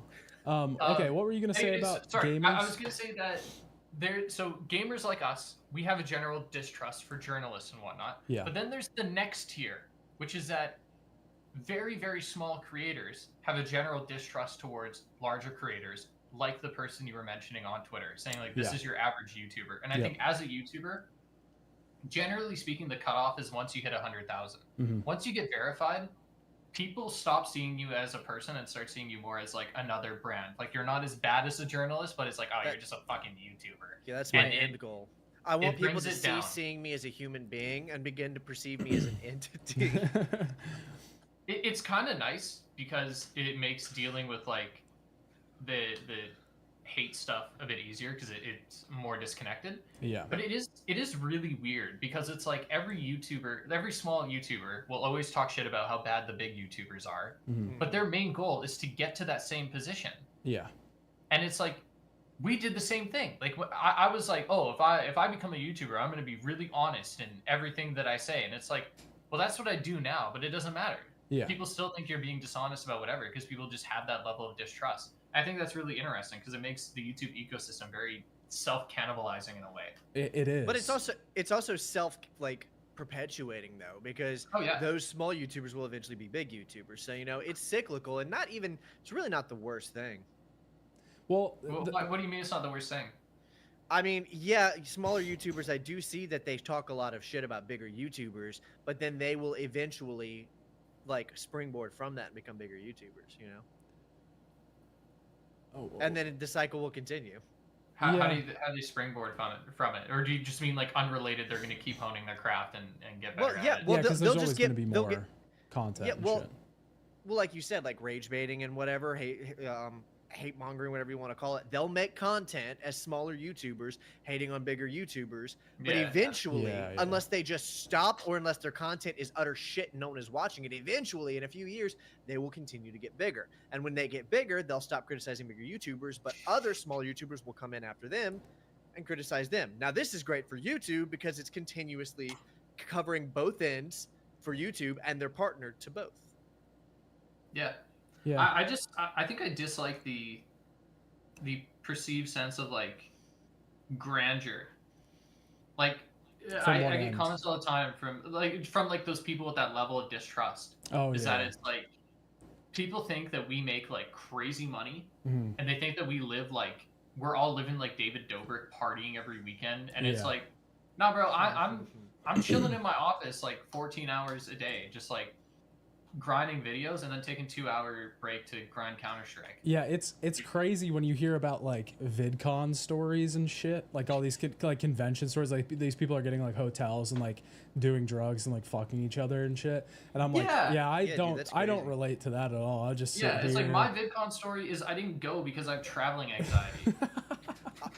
I'm definitely, I'm definitely inside writing a script and not stalking a very particular multi-million subscriber YouTuber. I'm definitely inside, not doing that. Definitely not doing that. Anybody want to guess which one? You know that I'm inside. Evan's on a different. He's like on a different. Wait, Evan, are wave. you actually like, are you creating a hit piece on a big tuber or? No, dude. Okay. No, it's for personal reasons. It's not for. It's for personal reasons. Yeah, it's for You're personal. are you reasons. actually like you're researching a YouTuber and like trying to find dirt? No, he's not. If you are, I want to know why. Tell me the drama. No, dude, no, there's nothing. No. No, it's not. No, that's not happening. I'm just making shit up, dude. I mean, it'd be kind of dope though. That would be kind of cool. No, I'm gonna leave that to the fucking degenerates who do it, like Tom, whatever. I just play video games. Turkey Tom. Oh, Turkey Yeah, Tom. that guy. Yeah, that guy. I'll leave that like drama tubing to the drama tubers. Fair enough. Fuck. There was something I was gonna say, but I completely forgot it. We got so off track. I will say something I did want to talk about earlier is when we were talking about like reading negative comments. I continuously relive this like euphoric sensation sometimes whenever I read a comment, and you know, there's that weird like knee jerk like reaction to like respond to it, and then I just remember I can just fucking ignore this, and then I realize I don't have to talk to anybody, and then I just close my shit and go on. I don't know. It's like a euphoria because I just realized I don't have to do anything about this, and I just go on about my day. It's free. It's awesome. Yeah. Yeah. It's like, I mean, like, I'll look at a thing, I'll pull up the reply box, and then it's like, wait a minute. Yeah. Yeah. I don't. Who fucking cares? Yeah. Now I do have a tactic that I've talked about before on the parallel timeline cast that we did. Where there's this like hidden niche YouTube channel where the descriptions are like the most like indecipherable like words vomit like that you could never make out. Yeah, no, not wingdings. It's they like almost make sense but they don't. I'll just copy a big chunk of that and paste it as a reply, so they have to read through this thing that seems like it might make sense, and it's like 3 paragraphs, and I'll just do that continuously until they stop replying. So if somebody was like waiting for your reply, I would hit them with 3 paragraphs of this nonsense that I copy and pasted off of this like schizophrenic esoteric bullshit channel. I think I did. I showed you that, didn't I, son? Yeah, you did. You sent me that Yeah, video. the description is like the most insane shit. I'll just copy this like schizophrenic rambling, and I'll just paste it and be like, "Here you go. There's your reply." I finished a video game. Did really do a number on me. He has like forced me. I reply to like Me too. I reply to like I've like tripled my replies now since 70% of talking my to him. comments or something. Yeah, like a lot. Like a shit ton. I have tripled down on responding to way more people since we had him on. But the thing Why? What do you say? Well, he replies to everybody. Yeah, he replies to every single comment he gets. Even like haters and shit? Everyone. Everything. Yeah. Every Why? single comment. He just I don't know. That's just his thing. He just believes in it. He thinks everyone deserves a comment. He wants everybody to know that they can come to his channel and interact with him. I don't know. He's just the coolest fucking guy in the world. I really like that philosophy outside of the fact that I feel like I'm too boring. Like somebody will comment something and it's like I don't know what to say. Like I don't want to say thank you a million times because then it just feels like I have like a chat bot doing it for me. Yeah. But then it's also like somebody will say something insightful about the game and like my only response is like, shit, yeah, that makes sense. Yeah, that's usually what I do. I'm really like, wow, cool. that was a really good point. I should have thought of that. Yeah. Yeah. Sometimes that's all people want, man. You know, not everybody wants the craziest thing. Some people are happy just to see that you acknowledge them. Yeah, it's nice to or be like I like recognized. hearting comments. That's nice. Yeah, yeah. Because like I don't have anything in particular to say, but it's like, Well, I mean, why would I? Like it took me a month to come up with 30 minutes of video. I can't just fucking bang out a reply in 30 seconds, man. Well, there's a lot of like I don't know. I found a lot of people making really good like points, and then it just starting like a pretty decent discussion that I kind of wouldn't have had beforehand. And then sometimes people will leave like kind of a negative comment and be like, oh, well, you thought this, blah, blah, blah. And then I'll reply and be like, well, I thought that because of this. And, you know, yeah, it's my opinion, you know, and I can understand why you'd feel differently and something like that. And then they'll just like respond super nice and be like, oh, sorry, I didn't mean like, you know, like I just, yeah, I get that now. That makes sense. And it's just like, you can tell they like didn't expect you to reply. And then you do, and they're like, oh, sorry, man. Like, yeah, it's like, yeah, it's cool. It's fine. You know, and it's just like amicable. You don't get that anymore? I used to get those, and now like if I respond to somebody, I either get nothing in response from them, or it's like they come back even harder. Damn, I rarely like, get that. For example, like somebody, the comment I was mentioning earlier, where somebody's like, yeah, because you're a verified YouTuber who doesn't give a fuck about their job. It was because in the video in question, I was like, I wonder why they did this. I was like, I think there's an answer for it, but I couldn't find anything online. I didn't notice anything in the story. And then somebody commented, they're like, I think it's explained by XYZ because in this cutscene this happens. And I was like, oh, that makes perfect sense. I was like, I have no idea how I missed that. And then somebody was like, you missed it because you're a fucking bitch. He literally called me a loser simp. And it's like, Damn, bro. like, and so it just makes me think like, yeah, I'm not gonna bother. Yeah, that's brutal. I don't know. I guess it's just it's kind of nice because I think it, like, I don't know, it desensitizes you to it a little bit. It's like, I guess I don't really give a shit if this one guy thinks I'm a loser simp. Oh, I don't, but it's like I'm not going to engage with the discussion then. Like, there's no discussion to be had. The Yeah, moment that's it the point where devolves you're into like, I back out. And like I try to do that on Twitter too. Like sometimes people will quote tweet me and be like a massive asshole and be like, "Oh, this guy's a fucking idiot," and I'll be like, "Okay, like if you want to talk about this, we can, but like you got to be a little more charitable." And they're like, "No, fuck you." It's like, okay, then. Yeah. No discussion. You can take your W and go. Hit him with the esoteric nonsense comment. But it's like it's not even worth that though, because it's like at that point, like I don't want to think about it. Yeah. I have plenty of stuff to do, and it's like arguing with somebody on Twitter whose sole purpose is to try and dunk on somebody with a fucking check mark. It's just not on the. That has no room in the agenda. Yeah, I usually won't argue with people. Like if somebody left like a really shitty comment that's like has no redeemable qualities to it, I'm probably not going to respond to that. But like, yeah, if somebody leaves like a comment and they're like they have a genuine opinion and they're being like pretty pointed about it, then I'll respond to that. But like that, of course, I love having discussions in the comments, assuming it's respectful. Yeah, like you could say like, I think you're totally wrong about this. Here's why, and it's like, okay, we'll talk about that. Yeah. But that's becoming an increasingly rare find on the internet these days. Yeah. Yeah. I mean, it's always hard. It's always hard to start discussion with anybody because because gamers are very level-headed creatures, right? Yeah. You know, we never get worked up or emotional about anything. Jacked. Me personally, I've never gotten irrationally angry over the littlest thing. Yeah. Yeah. Well, I mean, we're like, I don't know. Like somebody even said in chat earlier, like we were having like that long discussion about like responsibility and like, you know, trustworthiness and journalists. And somebody was like, great power. Yeah, great power. And somebody was like, it's at the end of the day, it's just video games, and like it is. You know, it really is at the end of the day. Like, you know, there is like some responsibility in that of like you can be convincing somebody to spend money that maybe they have very little of, and like that's their one thing, and like if you put your stamp of recommendation on it, then and it's really bad and just doesn't work, that's kind of shitty. But at the end of the day, it's just fucking video games. And you know, it But does actually yeah.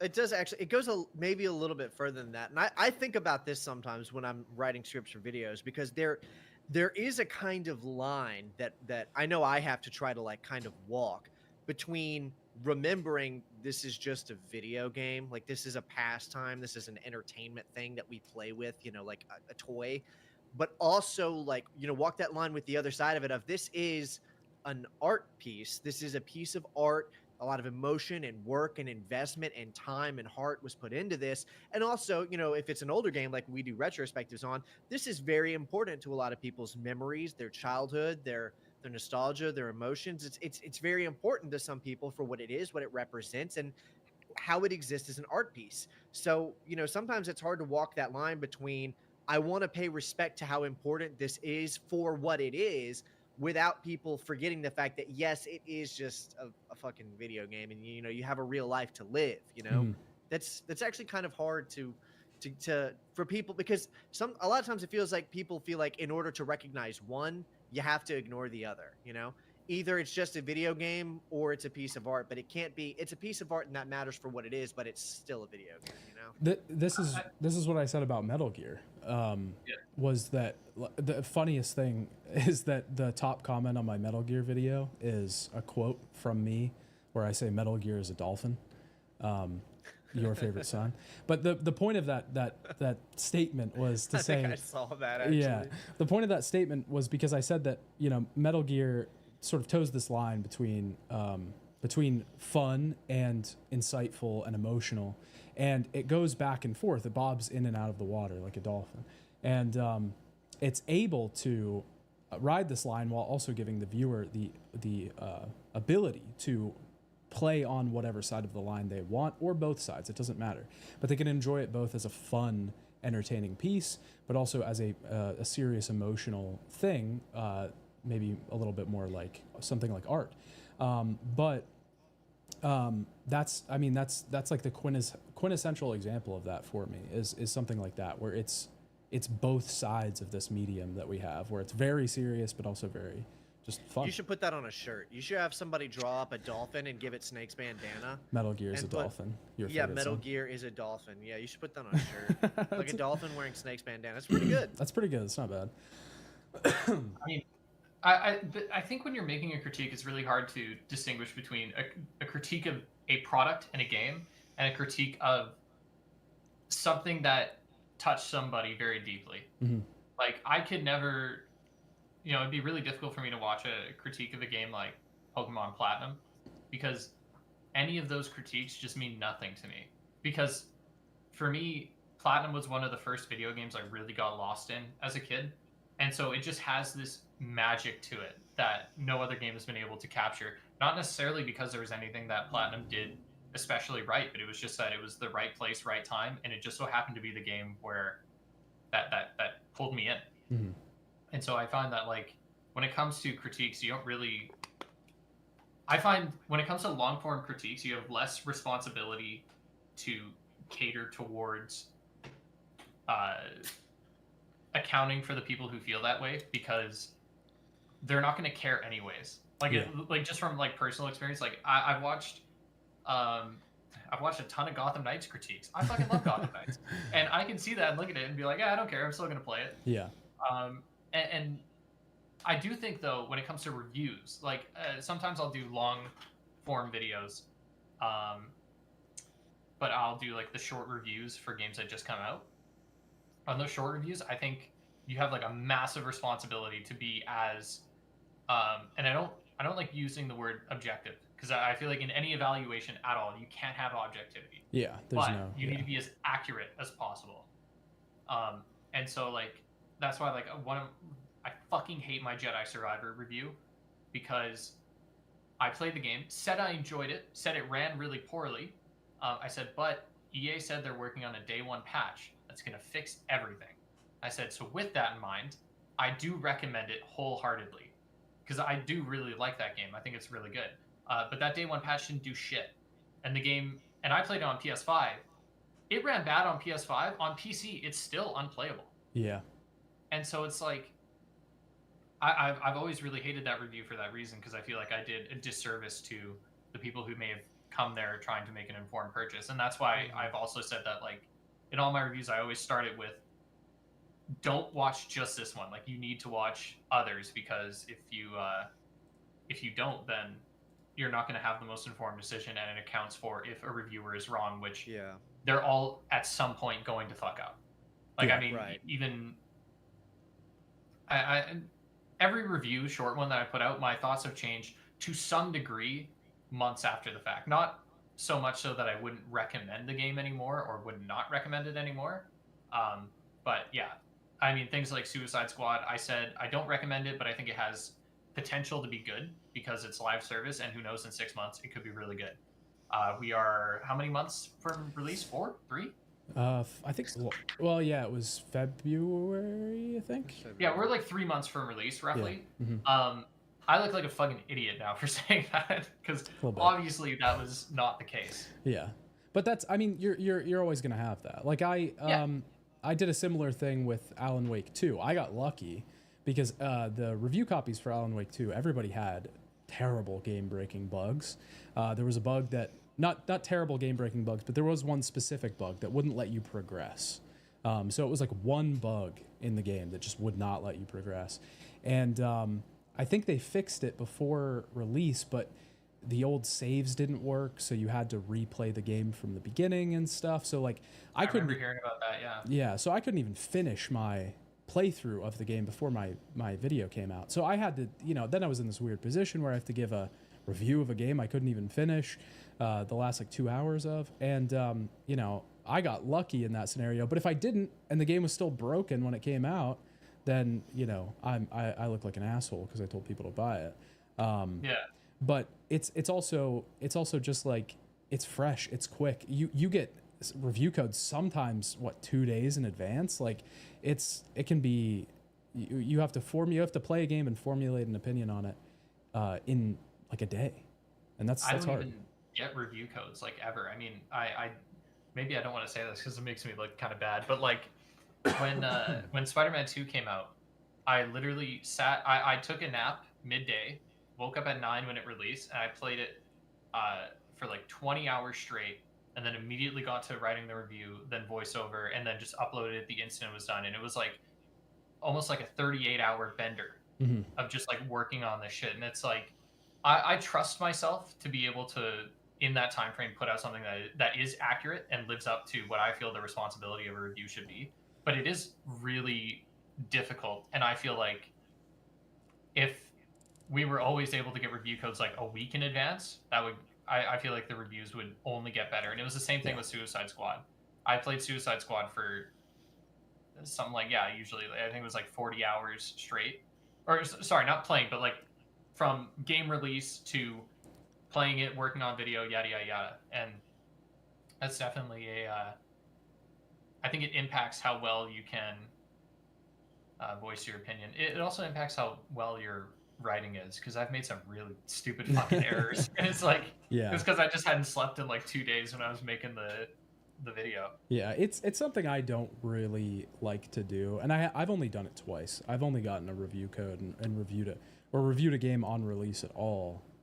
3 times, I guess. Suicide Squad, Alan Wake 2, and Dead Space remake. But I've never really enjoyed it, but I think you're right. If it was a week out, like it would be infinitely better for everyone involved. I don't know why. Do you know? Do either of you know why that's not a thing? Like, I've never gotten a review code for anything. Yeah. Sorry, could you repeat that? Because I was reading chat and I got distracted. I'm sorry. No, I was just saying I feel like it should be. You're right. It should just be people get review codes a week out. Like, give people enough time to play the game once, maybe even twice, and write a review about it and stuff. Like, do you know why that it's not like that? I think influencers get less review codes because we're more volatile. I think because, again, we have more freedom. We don't have a company watching over us. That's a good. We are very because a review code is like a kind of endorsement, and we very much have the capabilities to go on a spree of doing really, really bad stuff just at a whim, and then that game's brand is sort of tied to us. I also think it's, now if we want to get conspiratorial, I think it might be because our opinions can't be bought per se. Yeah. Because if, say, EA is lining the pockets of IGN and saying like, hey, try and make sure that this new NBA game that really fucking sucks goes to somebody who really likes NBA, it could be something like that. And I think right now a lot of it too is just that the way the industry is, games aren't ready until day one and day one patch. And so giving somebody access to a game a week early when it doesn't have that day one patch and it's not finished might be a reason that they don't do that. I wish I had more than theories, but those are good points. The absolute, I don't know if you guys have got, well, I guess I don't know, because you guys haven't gotten you said you haven't gotten review codes, but by the way, I've gotten 2. You've gotten 2. Okay. By the way, people aren't reaching out to me to give me review codes. This is usually me pestering people for games I really fucking want to play. So it's not like, it's not like I'm some big guy where people are like, but whenever I get review codes, automatically I'm going to get, excuse me, automatically I'm going to get like 10 to 15 comments about, you're getting, another YouTuber paid off by blah, blah, blah, blah, blah to give a good review or something. Like, why? How do people think this fucking works? Like, do they genuinely think that like EA sent me a check and I was like, yeah, I'll say Dead Space remake is good. Like, Sorry, man. You got that verified badge. There's that disconnect now. Yeah, People don't trust you. You're right. But It's like, over. And It's so one over. thing I will It's so say, over. shouts to Ubisoft, because every time I've ever gotten a review code from them, it's been like a week, sometimes more, before the game's release, and I really, really appreciate that. Especially for games like Mirage, because Mirage is a game you could easily finish like very casually in like 2 days. Mm-hmm. And so it allowed me to make the most accurate review I could have made. Yeah. Yeah, sorry, I was reading the chat because somebody had brought up that you're not necessarily forced to. I think they were saying in reference to like having to get a review right away. You're not really forced to. And yeah, you're not forced to do it the same way you're not forced to walk on hot coals without fucking shoes. Yeah. Like everybody else is going to be rushing to get the review out, and like for example, my Suicide Squad review popped off because it was one of the only reviews out for like a good 5 hours. Yeah. And when you fill that gap like that, you bring in not only a lot of eyes to your channel, but you bring in a lot of people who are going to look to you for future reviews. Mm-hmm. It's not just about the video getting views in the moment, because that Suicide Squad video was short. Like I think I made like $200 off of that, which that only covers half the cost of the game, or half of that goes to the cost of the game in the first place. But it's about the long-term benefits of it. And once you look at all of that, it becomes really hard to not try and strive to have like one of those first reviews. Mm-hmm. Yeah, no. Which maybe that sounds shitty, but like, well, even if you get it out, even if you get the review out on time, because in that window of like a week to 2 weeks of a game being released, it's not about well thought out opinions. It's not about like it's not about any of that deep analysis. It's about first impressions. Should I buy this game or not? Those are the types of people that are going to see that, because people are still undecided and they're going to see what the game is generally like to decide if they want to buy it or not. So you can't even, I mean, you have to be the first one out, because then if you're the first one, or not the first one out, but you have to be in that time frame, because if you are, then you are in the race. And that's not even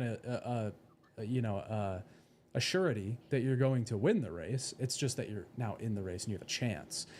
So at that point, if you don't release it on day one, you might as well just wait. You might as well wait a month, play the game more, and write a full review. So you kind of have to if you.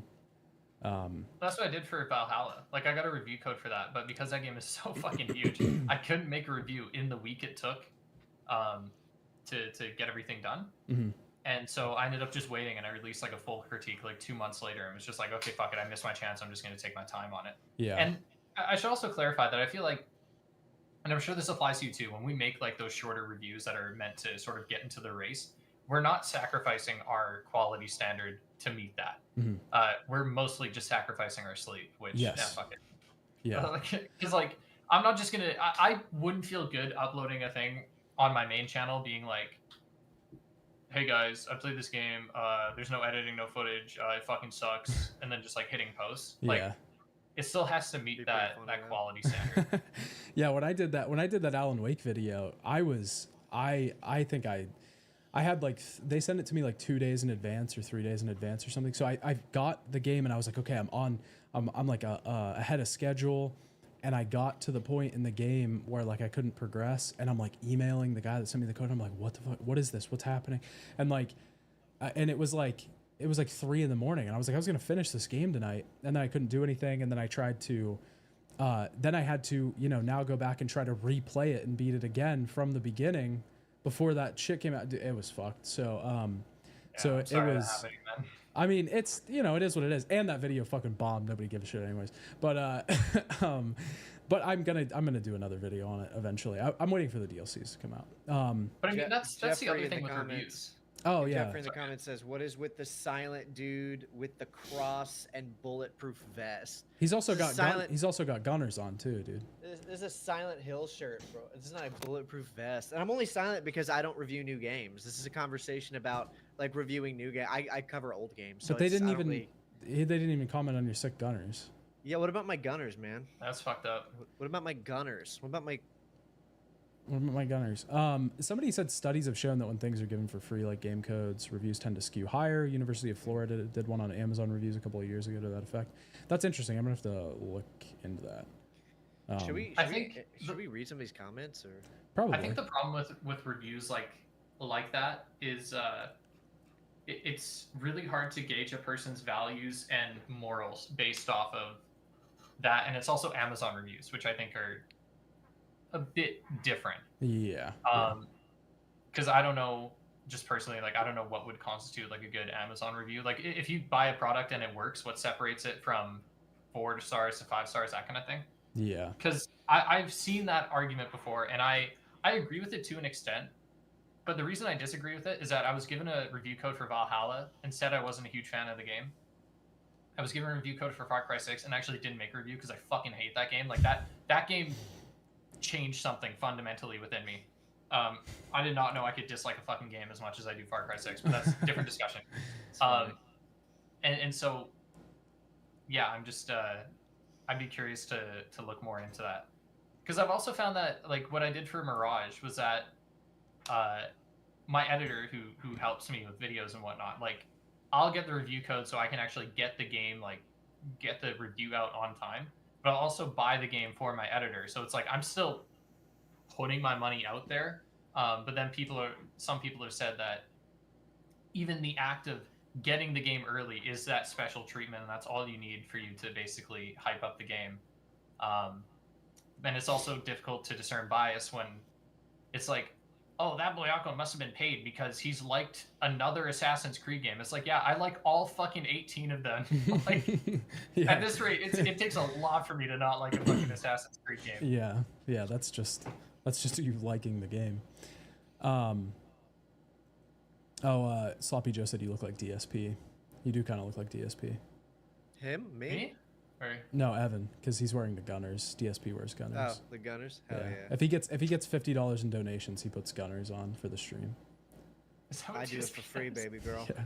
If he gets, I think it's $50. He puts the Gunners on, and then if he gets 100, I think he does like a vest. He has like a reflective vest that he wears, and then I think if he gets more, he'll do a hat. DSP is a nightmare scenario. Yeah. Where like you've been doing YouTube so long that you have no other applicable skills, and you're only barely making enough money to like get by, so you kind of can't justify doing anything else. And I have genuinely had nightmares about being in that position. Well, it's I wouldn't be too worried about it, because it's also like it's also self-inflicted to a certain extent, because like you could have like over the years you could have learned to edit videos, you could have learned to like make thumbnails or something, so that you could compensate or shift to a different work I'm not saying that I'm gonna have that happen to me, because like I'm working on like my degree and like I'm doing stuff on the side, but like I mean school. Just the idea of that is fucking terrifying. Yeah, it's like a living. Genuinely. It's kind of a living hell, but it's a living nightmare. Well, I talked bad about DSP publicly, so I think I just killed my chance of ever being able to do a documentary with him. Not that was ever gonna happen. Someone in his position though, more eyes is better. Yeah, might be able to leverage that. I don't know. He was supposed to do a documentary with the guy that did a documentary on Boogie, Mike Klum, I think his name is. Yeah, Mike Klum. Yeah, Mike Klum, and he dropped out. I think they were like a few months into it or something, and DSP backed out. He didn't want to do it. Wow. Yeah. That's okay. He's got Wings of Redemption, surely. Yeah, he could. There's a lot of avenues for him, especially with how big that Boogie doc was. Like he can really do anybody he wants at this point. I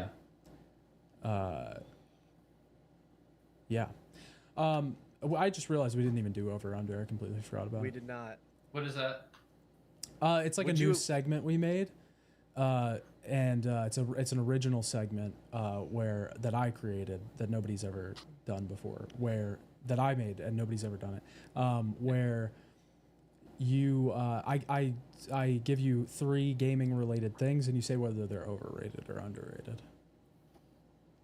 I don't think anyone's ever done that before. I know. That's what I said when I made you the came idea. up with that? I came up with the idea. That's what he was just. Yeah. Yeah, and that's Okay. what I said when I came up with the idea. I was sitting in my office and I was writing down ideas, and I was like, skimpy outfits, gunner glasses. Like I couldn't think of anything, and then Obviously, that one made it through. yeah, obviously, but Yeah, then he's making me wear these, by the way. then I did over under, and I was like, oh, nobody's ever done that before, so that was pretty cool. Yeah, so no one's ever done this before. Yeah, but it's too. I think it's too late.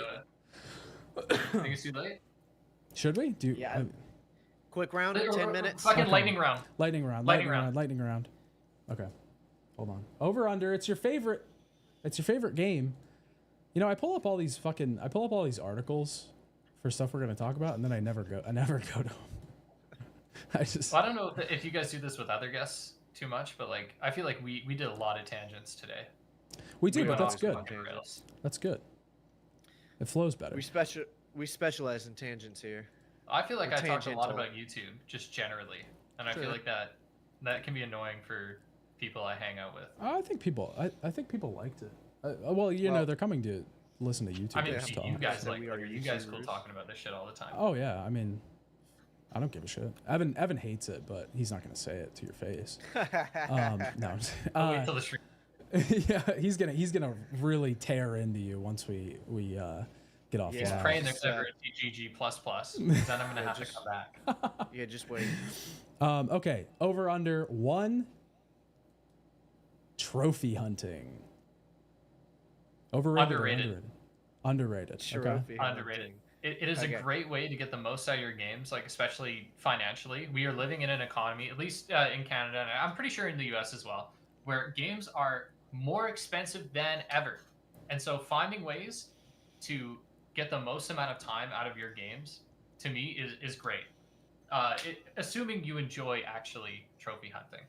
Yeah. With the caveat of I do not count people who are buying games specifically for the trophy. Like, Yeah. if you buy Megamind for the fucking PS3, it takes 2 hours to get a platinum. I did that when I was a kid. You would buy games specifically for I the would platinum? I would rent them from GameFly. I rented Okay, Megamind I and I had played that. it. I That's played okay. it for so I could get the platinum. But yeah, like, I mean, getting a platinum trophy has helped me find a lot of enjoyment out of games that I don't think I otherwise would have explored as much because I didn't have the incentive. Like, the platinum trophy is the reason I explored basically every inch of Skyrim. Yeah. And it kind of taught me to it conditioned me to really enjoy seeing every aspect of what a game has to offer, which I feel like, given our career fields, is a very good habit to have. Yeah. No, I agree with that. I think it's underrated too. What do you think, Evan? Overrated. Now, achievement hunting. No, That's shut up.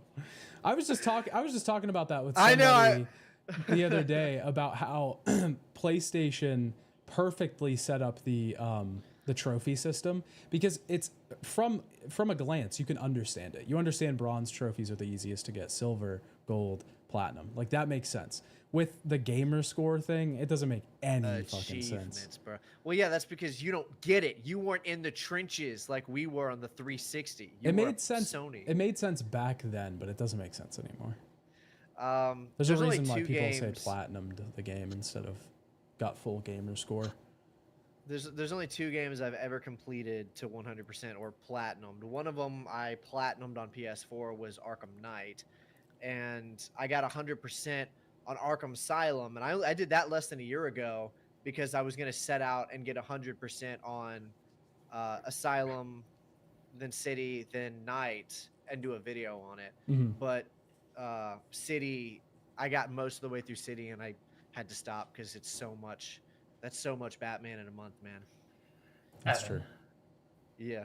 I envy you, you son of a bitch, because Why? there's been a trophy called Leap of Faith in Arkham Knight that has been glitched for fucking years. Yep. And I never got that platinum until 2022. I tried to get the platinum when the fucking game came out, and it took me years to get it. Fuck me. You just, like, unlocked a memory of, like, the Damn. worst trophy hunt I've ever been on. And there was Well, like I was- 3 other glitch trophies in that game too, and I just got lucky that I was only missing the one. Well, I was gonna try to do it on Steam, and I did. I got Arkham Asylum. I beat it 100%, and I got all the Steam achievements or whatever. And then I almost finished City, and I had to stop. And I still plan to go back and finish City, and then Night and maybe Origins. So do you think it's underrated or overrated?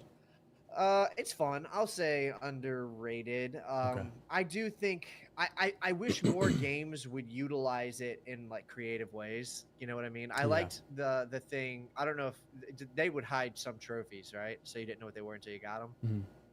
Yeah, I think that's cool. I think it's cool to give people trophies for doing like weird things or exceptionally challenging things. I think if the trophy, because there's a lot of trophies where it's like complete chapter 2, complete chapter 3. You know what I mean? PlayStation first party games are the worst because they're always just like the checklist of shit. You know, like in the game, there's never like any out there ones that make it really challenging, like Spider-Man, God of War, like all those games. It's just find all the collectibles and beat the game. That's it. Yeah, so they have the potential to be super cool, so I'm going to say underrated. But if they were just that, they'd be super overrated. But I like when games get weird with them. I like that they exist. It's a lot of potential opportunity there. Okay. All right, over under 2 instruction manuals. Instruction. Super fucking underrated. Super underrated. Aqua? Why do you think it's underrated? The nostalgia and the feeling of driving home with a new game as a 10-year-old, popping open the case because you can't wait to play it, but you can't play it yet. Pulling out that manual, looking through some sick fucking artwork, looking at like lore tidbits throughout the book. You know, the old video game manuals, old video game manuals probably started so many kids on their path to being like lore nerds. Yeah, I agree with that. I would do the same thing. My mom would take me to fucking, it's not GameStop in Canada, it's called EB Games. It was called EB Games here before that. Really? I thought it was originally GameStop. No, it was originally EB Games, and then it became GameStop. It became GameStop. Yeah, they changed the name. Wow. That's all. Okay, that's America lore. I'll keep that in the back of my head. America lore. But yeah, we would go to like EB Games and we would pick up a game, and on the way home, I'd open it, I'd look at the instruction manual. I think I'm going to say nowadays, they're overrated. Oh, yeah. Because every kid's got a smartphone, and they're going to be watching the fucking trailer on the way home. Yeah. And because of how many things are getting leaked all the fucking time, I already know everything about a game 5 years before it fucking releases. And I think it's just a waste of paper. So I'm cool with it. I don't know. I bought The Witcher 3 on release day back in 2015, and it had like all of this like manual and all this other weird shit in the case when I opened it, and I was like, oh my heavens, there's so much material. So that was pretty sick. Also, what made you choose? Yeah, sorry. I was gonna say, what made you choose that sick ass Halo 2 manual that you picked? I just Googled instruction manual for games, and then that came up, and I was like, oh, Evan likes Halo. He'll like that. Evan loves it. That manual is fucking sick. Good choice. I think I'm actually gonna go back on this because I made one of my first videos ever on YouTube was back when I was making like little, sort of like jokey videos. Was video game, the art of video game instruction manuals or something. I can't remember. But yeah, it was sort of about how they were so cool and stuff. But honestly, we remember the cool ones, but there was also shitty ones. And like, I don't know. I feel like they are overrated now because everybody talks about how cool they used to be. And it doesn't matter. Just because a lot of people are talking about how cool they are doesn't mean that they aren't fucking sick. I think they're pretty cool, but I don't think they're as cool as people say. So I think they're a little overrated. Okay. I'm on the practicality side of it, which is instruction manuals are really cool until they collect dust for 30 years. Like so I really, they're cool because on the way home I had nothing else to look at. And I also grew up in an age though where instruction manuals lost their utility because tutorials are now just baked into games. You don't have to actually consult a manual. And most games have on the pause menu, they have like a tutorial page, controls page and stuff like that. And I think that's generally better. Matt says the cool stuff was when games came with extra maps and things. I thought that was Shout out the Phantom Pain. Shout out Skyrim. Skyrim, yeah. was a map GTA every 5, I kid think, yeah. had on their wall. All right. Over under 3. The final. I don't know what to call these fucking plug and play things. You remember these? John did a whole Aqua- video on those. Oh, did he? Yeah, I had the Spider-Man one. Matt says it's called a Sibian. Yeah, like these little things. I don't know. Do you think they're overrated or underrated? I remember I had the SpongeBob one. I think these were. I think the guy who made these got put in prison for plagiarism or some shit. Didn't he? Or, Did no, he no, no, that, really? no. I'm sorry. That was the other thing. That was like the little like console thing. It was this, but it was the ones that you would buy that had like 12,000 games on them. You know what I'm talking about? These ones were like these are actually different. they These are like fucking original games, they yeah. made games for these. They were little games. No, dude. But. I only played I only played this one Spider-Man one, and it was awful. It was really bad. There so was a I'll Star say Wars over. one I had. I didn't have that It one. I fucking may have had sucked. that one actually. They all sucked. They were terrible. They're all fucking awful, dude. What about you, Aqua? Do you even know what I've this never is? seen one of these things in my life. They were like little. They were Plug like and play. they were like $10. They were like $10 or something. You'd get them, and they would plug directly into your TV, into like a CRT, and then they would just come preloaded with like 5 games, and they were just like really simple, like fucking Flash games. Yeah, basically flash games. But Yeah. yeah. I think they're just like I wasn't gaming when those were like around the end of their life cycle because like Yeah. when I was a kid I was into like sports and going outside and Oh. I don't know talking to women until I was like 7 or 8 and then I broke my I broke my hand really bad and so my mom got me like my mom got me like a Wii because that's something you can play with one hand and then oh fuck dude it's downhill from there. It was over. And then like from that point, then I got like a PS3, and then yeah. That's like an origin story. It's like a superhero origin story or a villain origin story. It's a fucked up story too, because like the way I broke my hand was I was playing soccer outside. I was playing goalie. I caught the ball, but it came at me fast, and it dragged my finger out of. Oh, I gotta line it up for the stream. It dragged my finger like out of socket. And so I was like, I couldn't make a fist, and I was like, oh, that's really bad. And so I was like, oh, I gotta fix this. And then when I did that, it created like a spiral break that went all the way down my finger, went to the hand, and then went. So it was your fault. You fucked it up even more. Yeah, like I had a dislocated finger, and it was like the doctor said it was probably just a minor like fracture, and then I just fucked it up big time. Damn. So. I've never broken a bone. But maybe it's not that bad. Yeah. I feel like when you break a bone, it hurts for a little bit, like the first like couple seconds, but then you have so much adrenaline because you just broke a bone that like you can kind of thug that shit out pretty easy. Yeah. I dislocated my shoulder when I was though. like 13. It's not my experience. No? Really? I broke 2 bones. The first one was broken for me. I put my hand on a tree when I was hanging out with some friends when I was 8 years old, and for some reason we all 3 had like stainless steel like baseball bats that we were hitting trees, and he hit the tree with my finger on it, and it actually exploded. My pinky is permanently deformed. Oh damn! I don't know if you could see that. It exploded all over me. The second bone, I used to be when I was like a teenager. When I was like 16, 17, I was really into like parkour. I really loved to do like running up walls and shit. I was good at it. Oh my god. Yeah, dude, I was good at it, man. That I makes feel so like that's much like sense. a male rite of passage just to go through the fucking parkour phase. I never did that. Well, I mean, I was, you know, Really? I got pretty good at it. I could, but I jumped from too tall of a ledge when I was practicing, you know, your tuck and your rolls and whatnot. I was, you know, I figured it would be easy, but for some reason, when I fell this time, I like landed wrong and I landed on my wrist and I snapped my wrist up and down. So I like broke my fucking wrist. And that was some of the worst pain because I like fell over and started screaming. And I like walked inside and I told my mom, you gotta take me to the hospital right now. My hand is completely out of its socket. No, it was excruciatingly painful. It was bad. Yeah, and your sound I also fucking like I painful. also have that's like a super permanent. gross. Yeah, that's all. You see that's not supposed to be like that. That's because my hand didn't get shoved in socket right. Happened when I was 17. Damn. Oh my god, yeah, okay. I didn't do parkour anymore after that. Oh, you quit? I quit after that. Damn. I would have quit after that. That's fucked up. I dislocated my shoulder when I was like 13, and then I told my mom that it was really bad and I needed to go to the hospital, and she said, "You're fine, shut up." And then like a day went past, and then I was like, no, it's still really bad. I think I need to go to the hospital. And she was like, okay, fine. And then we went to the hospital and they're like, yeah, it's like out. It's like it's like disconnected from his, body. And I was like, oh, sweet, cool. And then that never healed right. So now I have really fucked up shoulders. So. Yeah.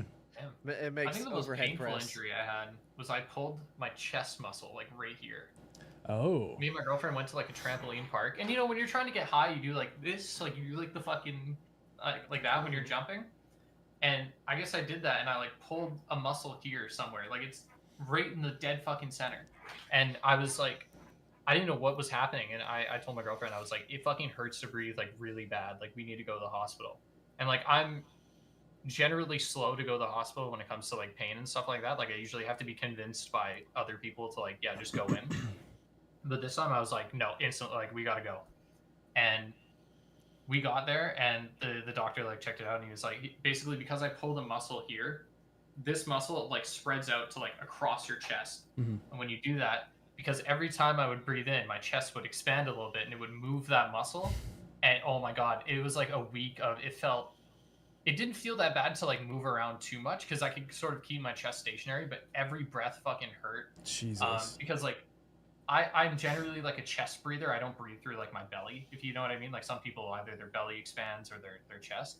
Dude, that fucking sucked. And that was embarrassing too, because it was like a complete freak accident. And I have no awesome battle scar to show for it. I just have chest pain now. Yeah, you're not. Like now if my posture's too bad, my chest starts to hurt, and it's because of I pulled that muscle, and now it's just like fucked up. I mean, you've probably realized it by now, but you're not supposed to go to trampoline parks.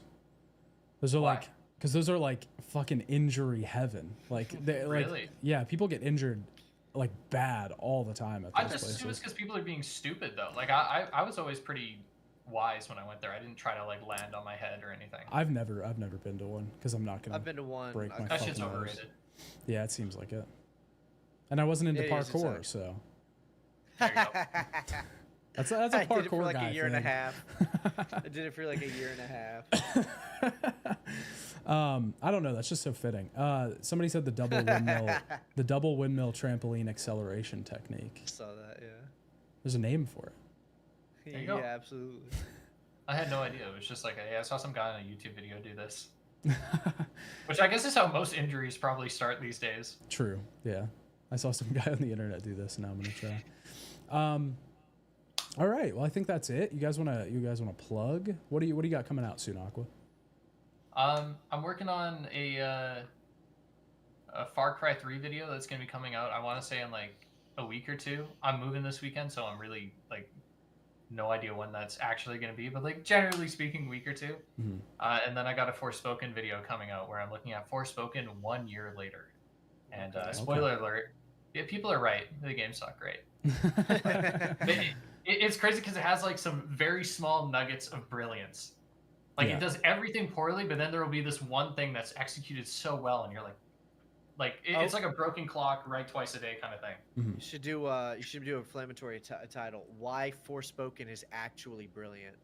There you go. I at this rate, I can just say Forspoken 1 year later, and because it's not 1 year to the date, it's rage bait. Yeah. Fuck it. Hell yeah. Damn. Okay. Yeah. So go check that out. Evan, what you got coming? Okay, so last night my every Star Wars game on the Sony PlayStation video dropped. So if you haven't gone and checked that out yet and you're a Star Wars fan or just a fan of old PS1 games, go hit that up. And then not this coming week, but the following week, first week of May, I'm planning to drop a video on the new liminal space game called Pools. It's like a backrooms game. And then I'm setting it up to hopefully have a new video every single week throughout the month of June. Damn. So we'll see what happens there. That's ambitious. It's been very, very grindy, very hard. I have a new worst Steam games video coming out on Sunday. Gonna take a look at another 10. If you watch those videos, you watch my channel, please watch this one because there are good. I've actually found good games. I've found a few games that are like one of them I actually genuinely recommend people go play, and 2 of them, I think if you really like that kind of series, then you should go play it. So like it was a particularly non-painful one. So I know those videos do well because people want me to, like, shit on bad games and stuff. But the whole goal with those videos is to inevitably find games that people said were bad and either got fixed or were actually pretty good. And to try to find like the bright spots. And I did finally find some bright spots. That hasn't happened in the series for a while. I've been on a pretty bad streak. So check that video out because I want those people to be, sort of to get some attention to their projects. And then after that is Metal Gear Solid 2. And then I'm working on like a bunch of other weird little things that'll be coming out. And as always, 7 p.m. Eastern Standard Time. Fridays here. You can watch TGG Plus. Next week we'll be back. Thank you, Aqua, for coming on. Thank you for having me again. Yeah, of course. It's always a good time. Very, very enjoyable. Thank you, chat, for coming out, hanging out, chatting, viewing, watching, liking, all the stuff you do. I don't know. But we will see you next week.